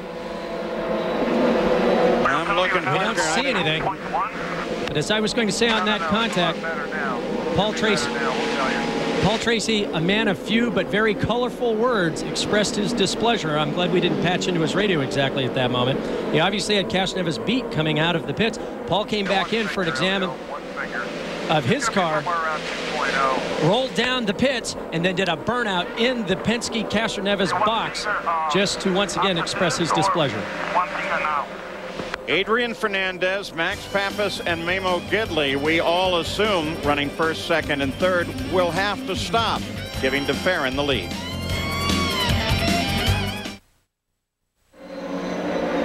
Back at the... We're back at the Honda Grand Prix of Monterey, and we're watching the right front suspension now of Helio Castroneves, because, Parker, that's where you're pretty sure it's bent. The trailing edge of that upper A-arm, you can see it there, has been deflected upwards. That's going to change the camber, the toe a little bit. And the problem with damage with this is that it will stay this way for a number of laps, and then with appropriate load, it can fail instantaneously. This track is mostly to the left, the high load corners, and having that right front suspension damage could be a problem. So given all that, Gary, what are they thinking in his pit? Well, they have confirmed, in fact, that is a concern, and Helio has reported that the car is just a little different in the way it steers. But the big concern, just moments ago, he radioed in and said, "I hurt my hand." He says it's hurting. We don't know which hand. We don't know. Apparently it was when he wanged wheels there, and you know how the wheels snap sometimes. He was hanging on, so he's in some discomfort. Green flag comes out. 57th lap, 27 laps left to go, 32 minutes left to go. If they stay at a racing pace, they will run the scheduled distance. The steering loading here is so high as we watch Helio lock the left front wheel that any sort of discomfort in your hands, wrist, or forearms makes it very, very difficult to concentrate on the job of driving. Alex Tagliani, another driver suffering from tendon problems with his right wrist, and coming to this event in this heat, in this sort of physical loading, makes for a very long day at the office. We're keeping an eye on Helio Castroneves, but let's go to the pits and Jan Bikas. Just a further update on Castroneves. Remember, we said that when that yellow came out, everyone was then on the same strategy. Well, remember that Castroneves had initially pitted on lap 17. Therefore, that meant he had to take on more fuel. That's why he dropped back in the order. Now, in the meantime, Cristiano D'Amata has returned to the pits. Cristiano, tell us about what happened down there in turn number 2. I just tried to pass Dario on the inside. I slid a little bit on the outside. He was able to come back on the inside, and we made contact. Just normal racing thing. I was trying hard to pass him. I was trying hard not to let me by, so it just happens. It was a very bad angle that you hit the tires. Are you okay? Sorry? You hit the tire, the way you hit the tires was a bad angle. Are you okay? Oh yeah, it wasn't going very fast, and the tire wall there is pretty good. I was wearing my hands device and everything. It was no problem.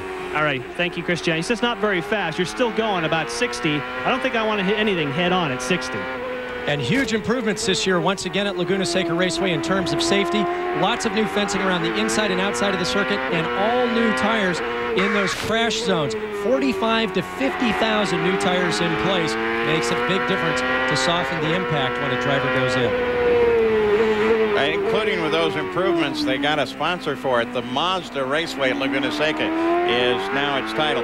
Just for the top cars, Max Pappas, who is currently second, he last pitted on lap 43. Fernandez, the leader, last pitted on 36. And Memo Gidley, currently third, last pitted on 37. How about that, Gidley? We've seen it now 2 races in a row where he started towards the back and has ended up in a podium position. Memo Gidley attending his first race with his dad here back in 1991, then later went to work with the Russell Driving School here as a mechanic, and now 10 years later in a podium position at Laguna Seca Raceway. Let's go to Gary Gerald. Paul, just a quick follow-up. You heard D'Amata talking about the Hans device and it helping him. Hans, H-A-N-S, head and neck support. We've heard so much about it this year. The proliferation of these devices is amazing. We were talking with Bob Hubbard here at the track this weekend, who's been one of the men behind it. He said in the first 10 years of the Hans device, they sold 200 of them. This year, 1,600 of those devices have been sold. Well, and he told me, Gary, that more than that, they're trying to keep bringing the price down because it being a safety device, they're hoping to get it all throughout the racing community, and that volume helps them reduce the price on the Hans device. Fernandez, Pappas, Gidley anticipate that they will all stop, and that will turn the race back into the hands of Jill DeFerrin, followed by Scott Dixon. But 6th place is currently Jimmy Vasser, so maybe Jimmy Vasser will be moving eventually to third, assuming, of course, that all this happens. And that depends a lot on full course cautions, which we have had a record 6 thus far. We'll be back. Adrian Fernandez em primeiro lugar. Tá andando muito o Adrian. 5 segundos na frente do Massimiliano Papes, que é o segundo colocado. Eu gosto muito da simplicidade do Cristiano da Mata. O Cristiano, um mineiro simpático, né? Cristiano da Mata abandonou a corrida, mas faz um belo trabalho. Opa! Dário Franchitti está encostado ali fora da pista, vai para os pneus também. Dário Franchitti, que ainda há pouco teve o problema com o Cristiano da Mata, deve provocar uma bandeira amarela. Vamos esperar. O Adrian Fernandez está em primeiro, o Massimiliano Papes é o segundo colocado. A saída do escocês Dário Franchitti. Na volta número 59. Fernandes em primeiro, Massimiliano Papes em segundo, Memo Gidley é o terceiro colocado. O Gil está em quarto lugar. E torcendo para que o pessoal da frente pare. Deve acontecer essa parada aí do Fernandes, do Massimiliano Papes e do Memo Gidley. Não tem bandeira amarela não. Segue a corrida. Já passou o Fernandes, fechou a volta número 60. Massimiliano Papes passa agora 6 segundos e meio atrás do Fernandes. Mas está andando muito mais rápido o Adrian Fernandez. Mas isso em função do que o tanque dele realmente está bem mais baixo. O Adrian, que teve a última parada dele na volta número 36, agora é a volta número 60, deve estar aí nas últimas voltas antes da sua próxima parada. O Dário Franchitti foi embora, também abandona a corrida. Gil de Ferran é o líder do campeonato, 164 pontos, fez a pole ontem. 164 pontos e o Kenny Brack, que está fora da corrida, é o segundo. Bandeira amarela. Paul Tracy. Olha a roda do Paul Tracy, como é que fica ali, ó. Ele quis fazer companhia para o carro do Dário Franchitti. Paul Tracy está fora da corrida, Dário Franchitti, olha que imagem. Dário Franchitti com o bico do carro para cá, Paul Tracy para lá, os dois na caixa de brita. Tá saindo da prova, Paul Tracy. Cheinho. That's Paul Tracy, who just slid off the course. Now, look here, because moments ago, his teammate, Dario Franchitti, slid off in exactly the same place. And so that brings the leader, Adrian Fernandez, in, Gary. We're watching from the near side of the wall, of course, as the team goes to work. No move toward the front wings just yet. Waiting for fueling, tires complete. No aero changes we saw. Fernandez is back out in the pack. The advantage for Fernandez, though they're still pretty fast on the pit straight, is we are under full course caution for those two cars, both the Cool Team Green cars being off. And they're off just ahead of where the field is right now. Now, you saw Tracy climb out. Here's what happened to Dario Franchitti. And both right in the same place of the circuit. In fact, just down from our booth. Now, take a look here. This is Christian going at it with Dario. Coming into turn 2, they bumped wheels. And then coming into turn 3, 140 mile an hour on the entry, gets the brakes locked up, never comes off them. Guess what? The car's not going to turn. It's tractor pull, Laguna Seca 2001 coming up as his teammate decides for the photo op of a lifetime down in turn 3. So Max Pappas, one of those drivers we talked about who is trying to impress everybody so he has a ride somewhere next year, is the leader of the race with a Ford. We're trying to figure a lot of stuff here all at the same time.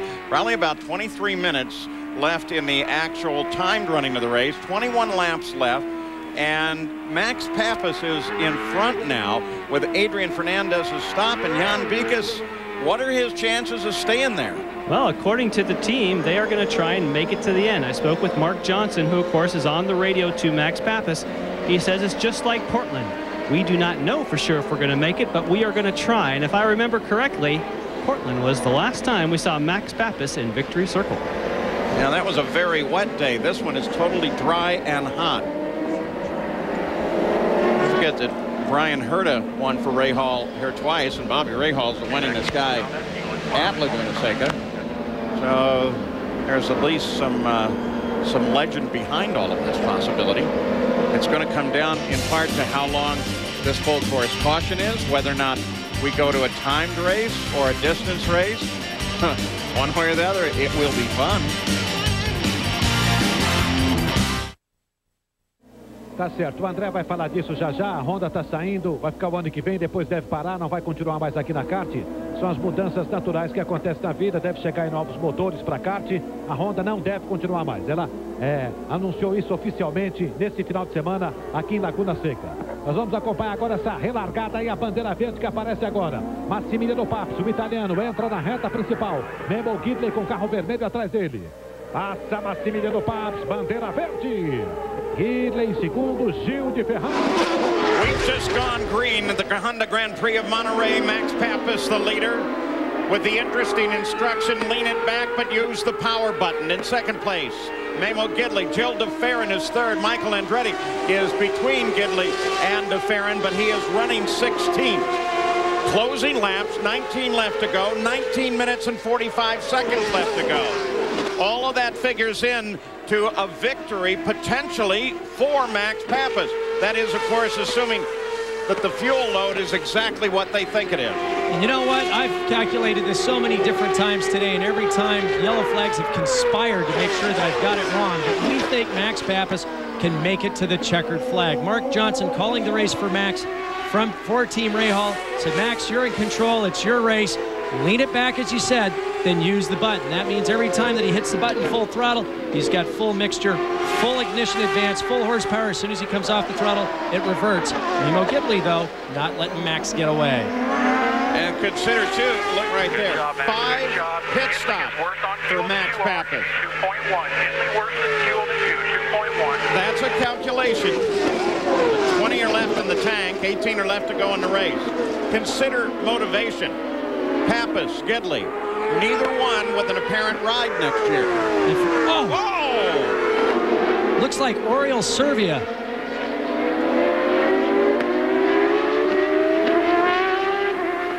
Watch carefully. You don't see any movement yet. And Mauricio Guzman also involved off the edge of the course, moving his head, appears to be okay. A touch of tires, there's one thing in open wheel racing that you don't want to get involved in. And of course, the full course caution is out, the field slows.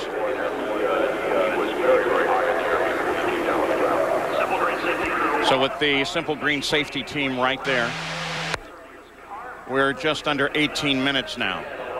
This, obviously, the report from the course is that Oriol Servia is, in fact, moving in the cockpit. Coming down into the second corner, you can see Oriol get up and over the back of Mauricio Guzman's car. Watch it again. Fortunately, he landed right side up. As you said, Paul, the great danger of open wheel racing is wheel-to-wheel contact. Car digs in. One of the pieces that you see bouncing is actually the brace, the horseshoe that fits around the driver's helmet to help keep the head of the driver steady and in place. You'll see it here flip out to the left. You may also have noticed that SCCA corner workers on that station going into the corner had the flag out even while it was happening. They were waving yellow. And our kudos, of course, as always, to the corner workers from SCCA and from CART volunteers who work in this hot sun for no pay and taking a lot of time off work. Mauricio Guzman walks away from his car. He's obviously okay, or at least nothing that keeps him from walking over to the safety truck. They still work at Oriol Servia's car.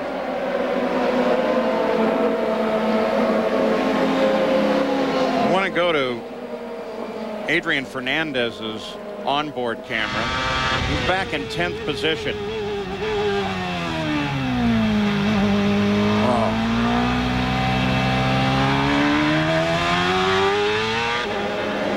Dry the car is 1,550 pounds. Look at that gouge that the car took out of the, it is admittedly some loose dirt there, but still that major impact. Still working with a very likable Oriol Servia, the safety team all over that car. And remember too, at this point, there is, from their point of view, no hurry. You take it as slowly as necessary to get him out safely.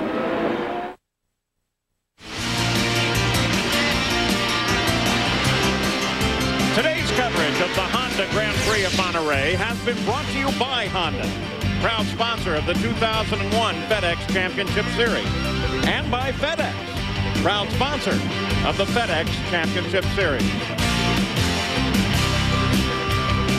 Well, as you can see, they've just taken Oriol Servia out of the car, and they'll place him on the stretcher behind the car. All of the safety team there working with him.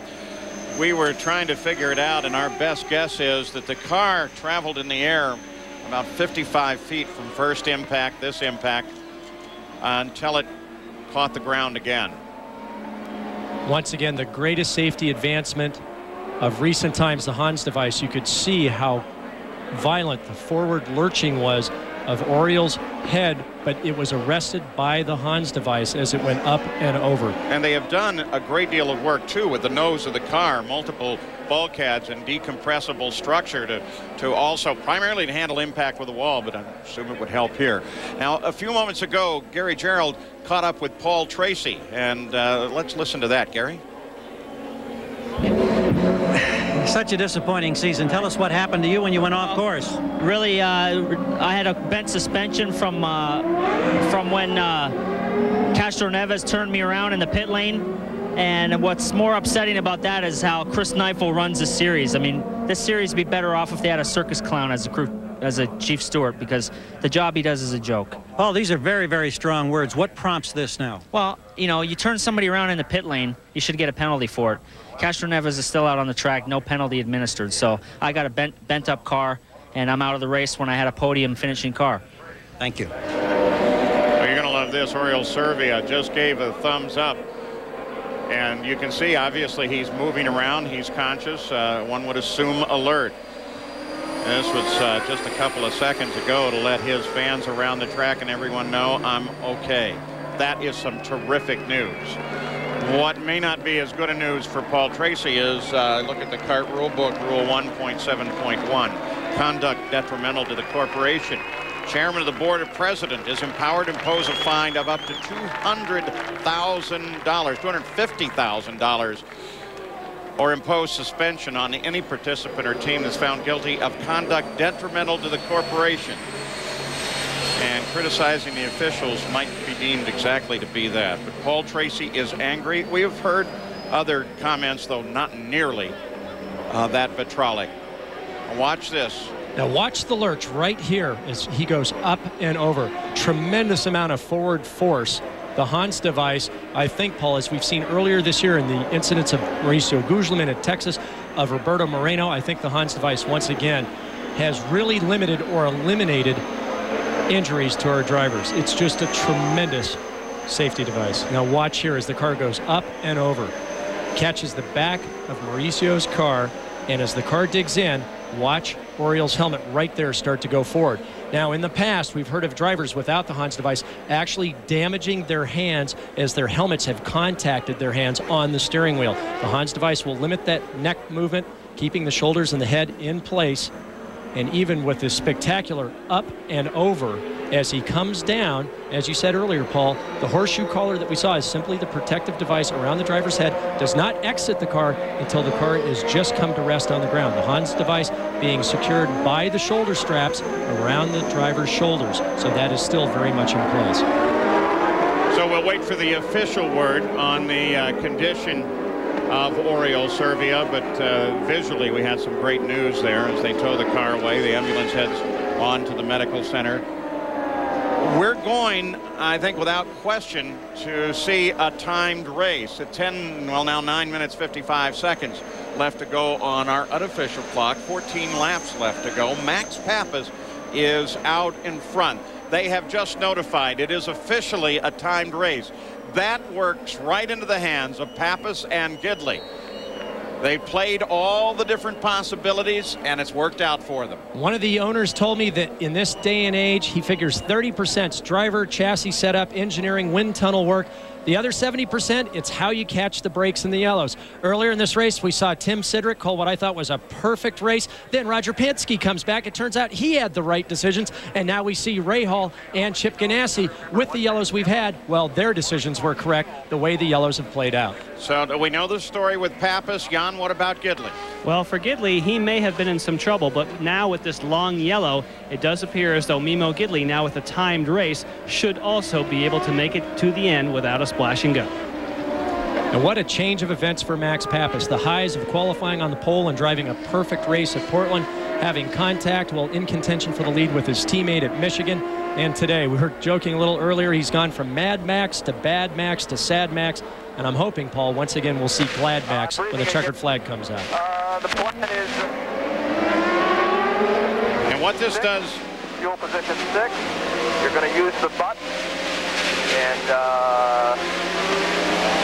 drive the wheels off the car, buddy. Counting down on the clock now. What this does do for the championship is it helps Spreck just a little bit by Gilles de Ferran getting caught back in third place here. Don't forget the Grand Prix of Australia, the next race in the series from Down Under, and coverage on ESPN. For more, log on to ESPN.com. This has been a most amazing day here at Laguna Seca. A record number of yellows and a number of incidents that have been absolutely fascinating. While we're waiting for them to go green, I'll take you back and just look at some of them.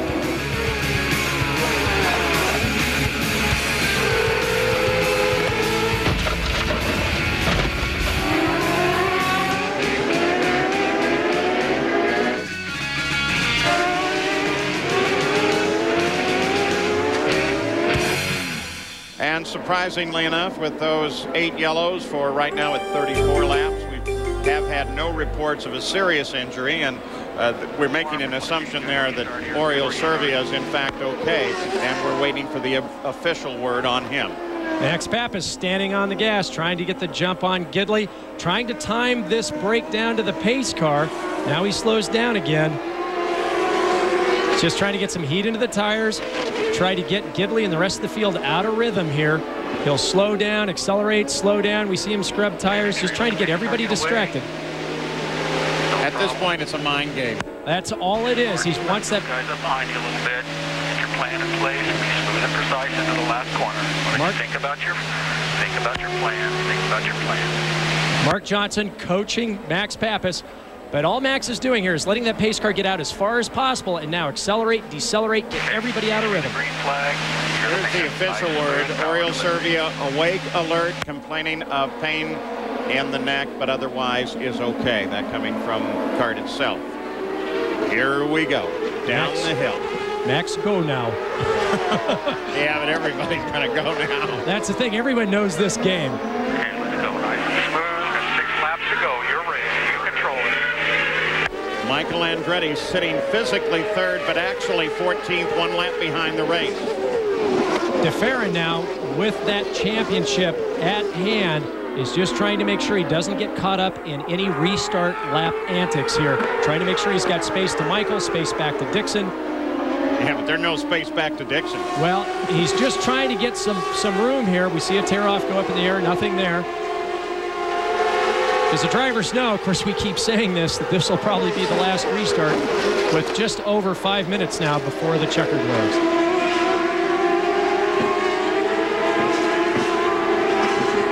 Gidley chases Max up the hill. He lost a little bit to Max in turn 2. Whoa! Why don't you run right onto the grass, Scott? That was great. Dixon looking for a move, got out of turn 6 better than De Ferran, trying to use that advantage on the exit to try to make a move up that short straightaway, up over the top of the hill.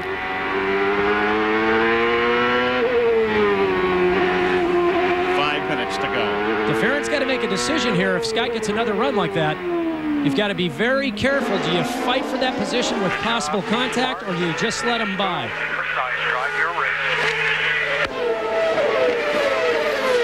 Look down on the Mazda Raceway at Laguna Seca. Max 0.7 of a second ahead of Gidley. Max is doing a very nice job. Very nice job.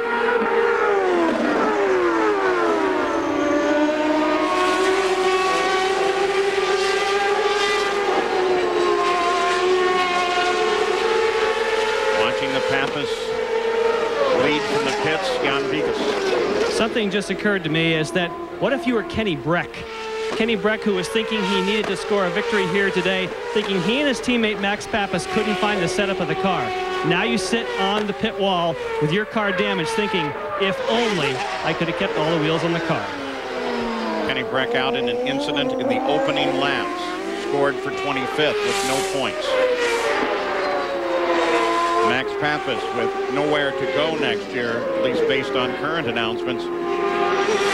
Looking to score a victory and secure a ride, if not at Rahal, somewhere next season. In the second of this year, third of his career, Max always wears his heart on his sleeve. He's now a second ahead of Gidley, pulled out 3/10 on that lap. Such a great personality in this series. And I would imagine that if Max continues to pull out this lead and win this race, we will see a very tearful, jubilant Max Pappas. He's always one that the media always knows. You need a quote, you need it quick, go to Max Pappas. And he's going to give you not only a colorful quote, but a thoughtful one. Now 3 minutes left. And then there's this driver, Mimo Gidley, as we've said, also looking for a ride next year. He's had such up and down weekends where he's qualified at the front and then been unable to convert. Then he's at the back, like Houston last week, but works his way back onto the podium. Such a roller coaster season, both of these drivers in first and second. Assuming it stays green, the assumption be about 5.5 laps to go now.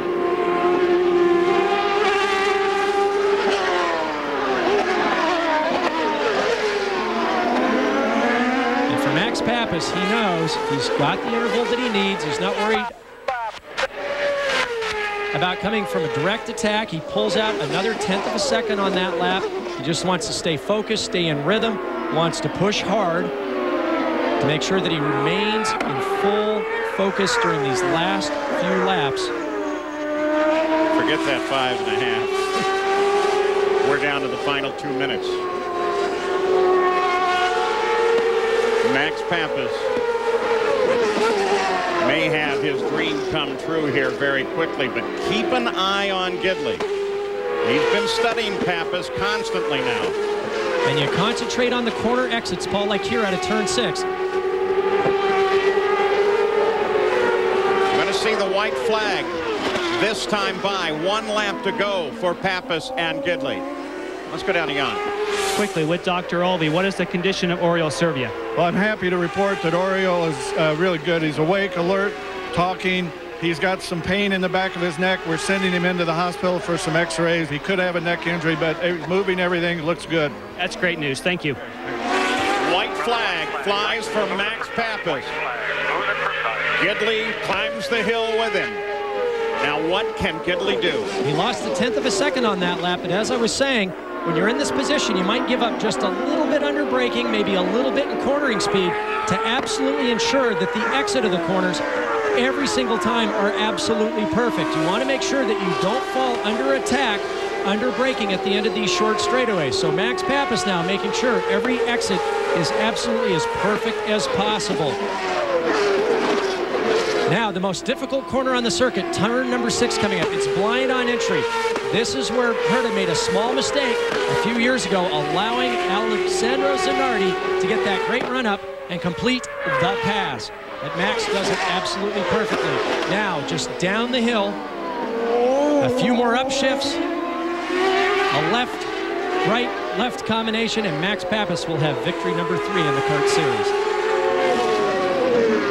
Max Pappas. Boy, did they play the strategy dead perfect today. Of course, the numerous yellows figured into it. Final turn.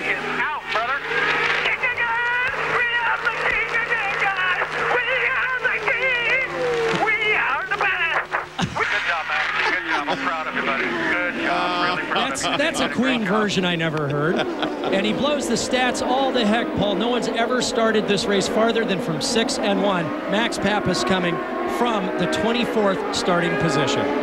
And a good day for both Max and for Mimo Gidley, who finishes second. He needed a result like that. Max wants to show off now. If he takes too much time showing off, we're going to run out of time. And I know, Paul. But I love the donuts. This is a message to his buddy Alex Zanardi. All of our hero. He's saying, Alex, this one's for you. So Max Pappas now savoring the moment.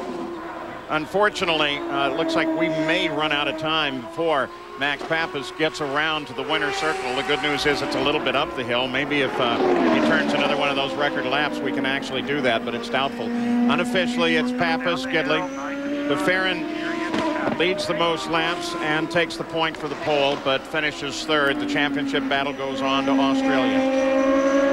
Look down the entire unofficial order. Here are the point standings as Kenny Breck falls from 11th to now 26 points behind Gilles de Ferran in the championship, but he's not out of it yet. He himself pointed that out, though it's going to be far more difficult for Kenny Breck here today. The Honda Grand Prix of Monterey has made for a most interesting afternoon. We've seen a lot of races at this track. I don't think we've ever seen one here that ended up quite that way. 2 weeks, the Grand Prix of Australia. We'll have coverage on ESPN. Another special moment, too. This is the 100th victory for Firestone. And Max Pappas wheels the car in. First pole was actually run by my friend Parker Johnstone for Firestone. So this puts the bookends on that history. Congratulations to Max Pappas. Championship goes on. Parker Johnstone, Gary Gerald, Jan Beekes did the coverage down in the pits. Parker up here in the booth, the very happy Bobby Rahal. This has been a presentation of ESPN, the worldwide leader in sports. For more, log on to ESPN.com.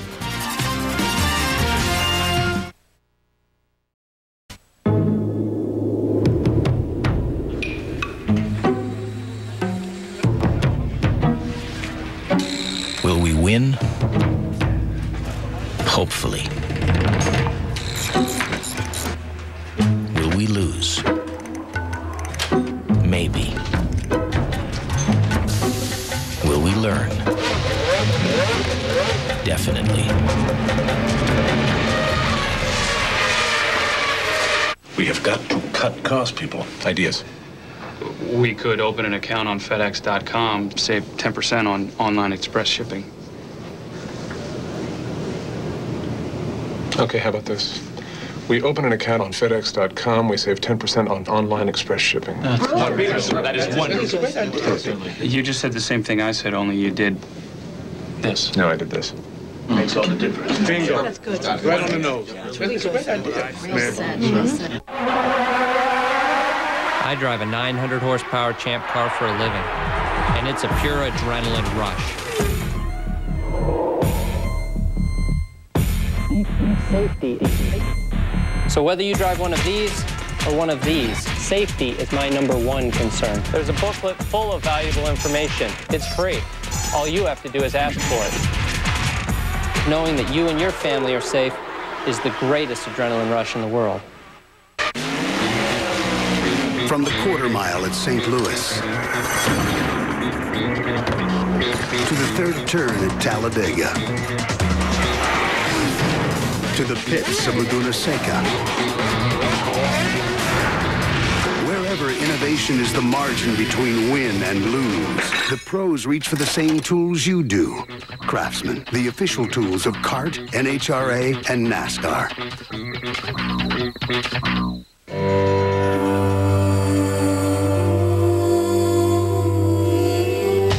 What Bridgestone learns on the track, we put into our tires. Like the Dueler, engineered to distinctly boost your confidence, on-road or off. The distinction is Bridgestone. Receive a free pair of Olympus Trooper binoculars when you purchase 4 select Bridgestone Dueler tires. Certain conditions apply. At 160 miles an hour, your heart rate triples. At 200 miles an hour, your muscles strain and distend. At 230 miles an hour, it's not uncommon for headaches to begin.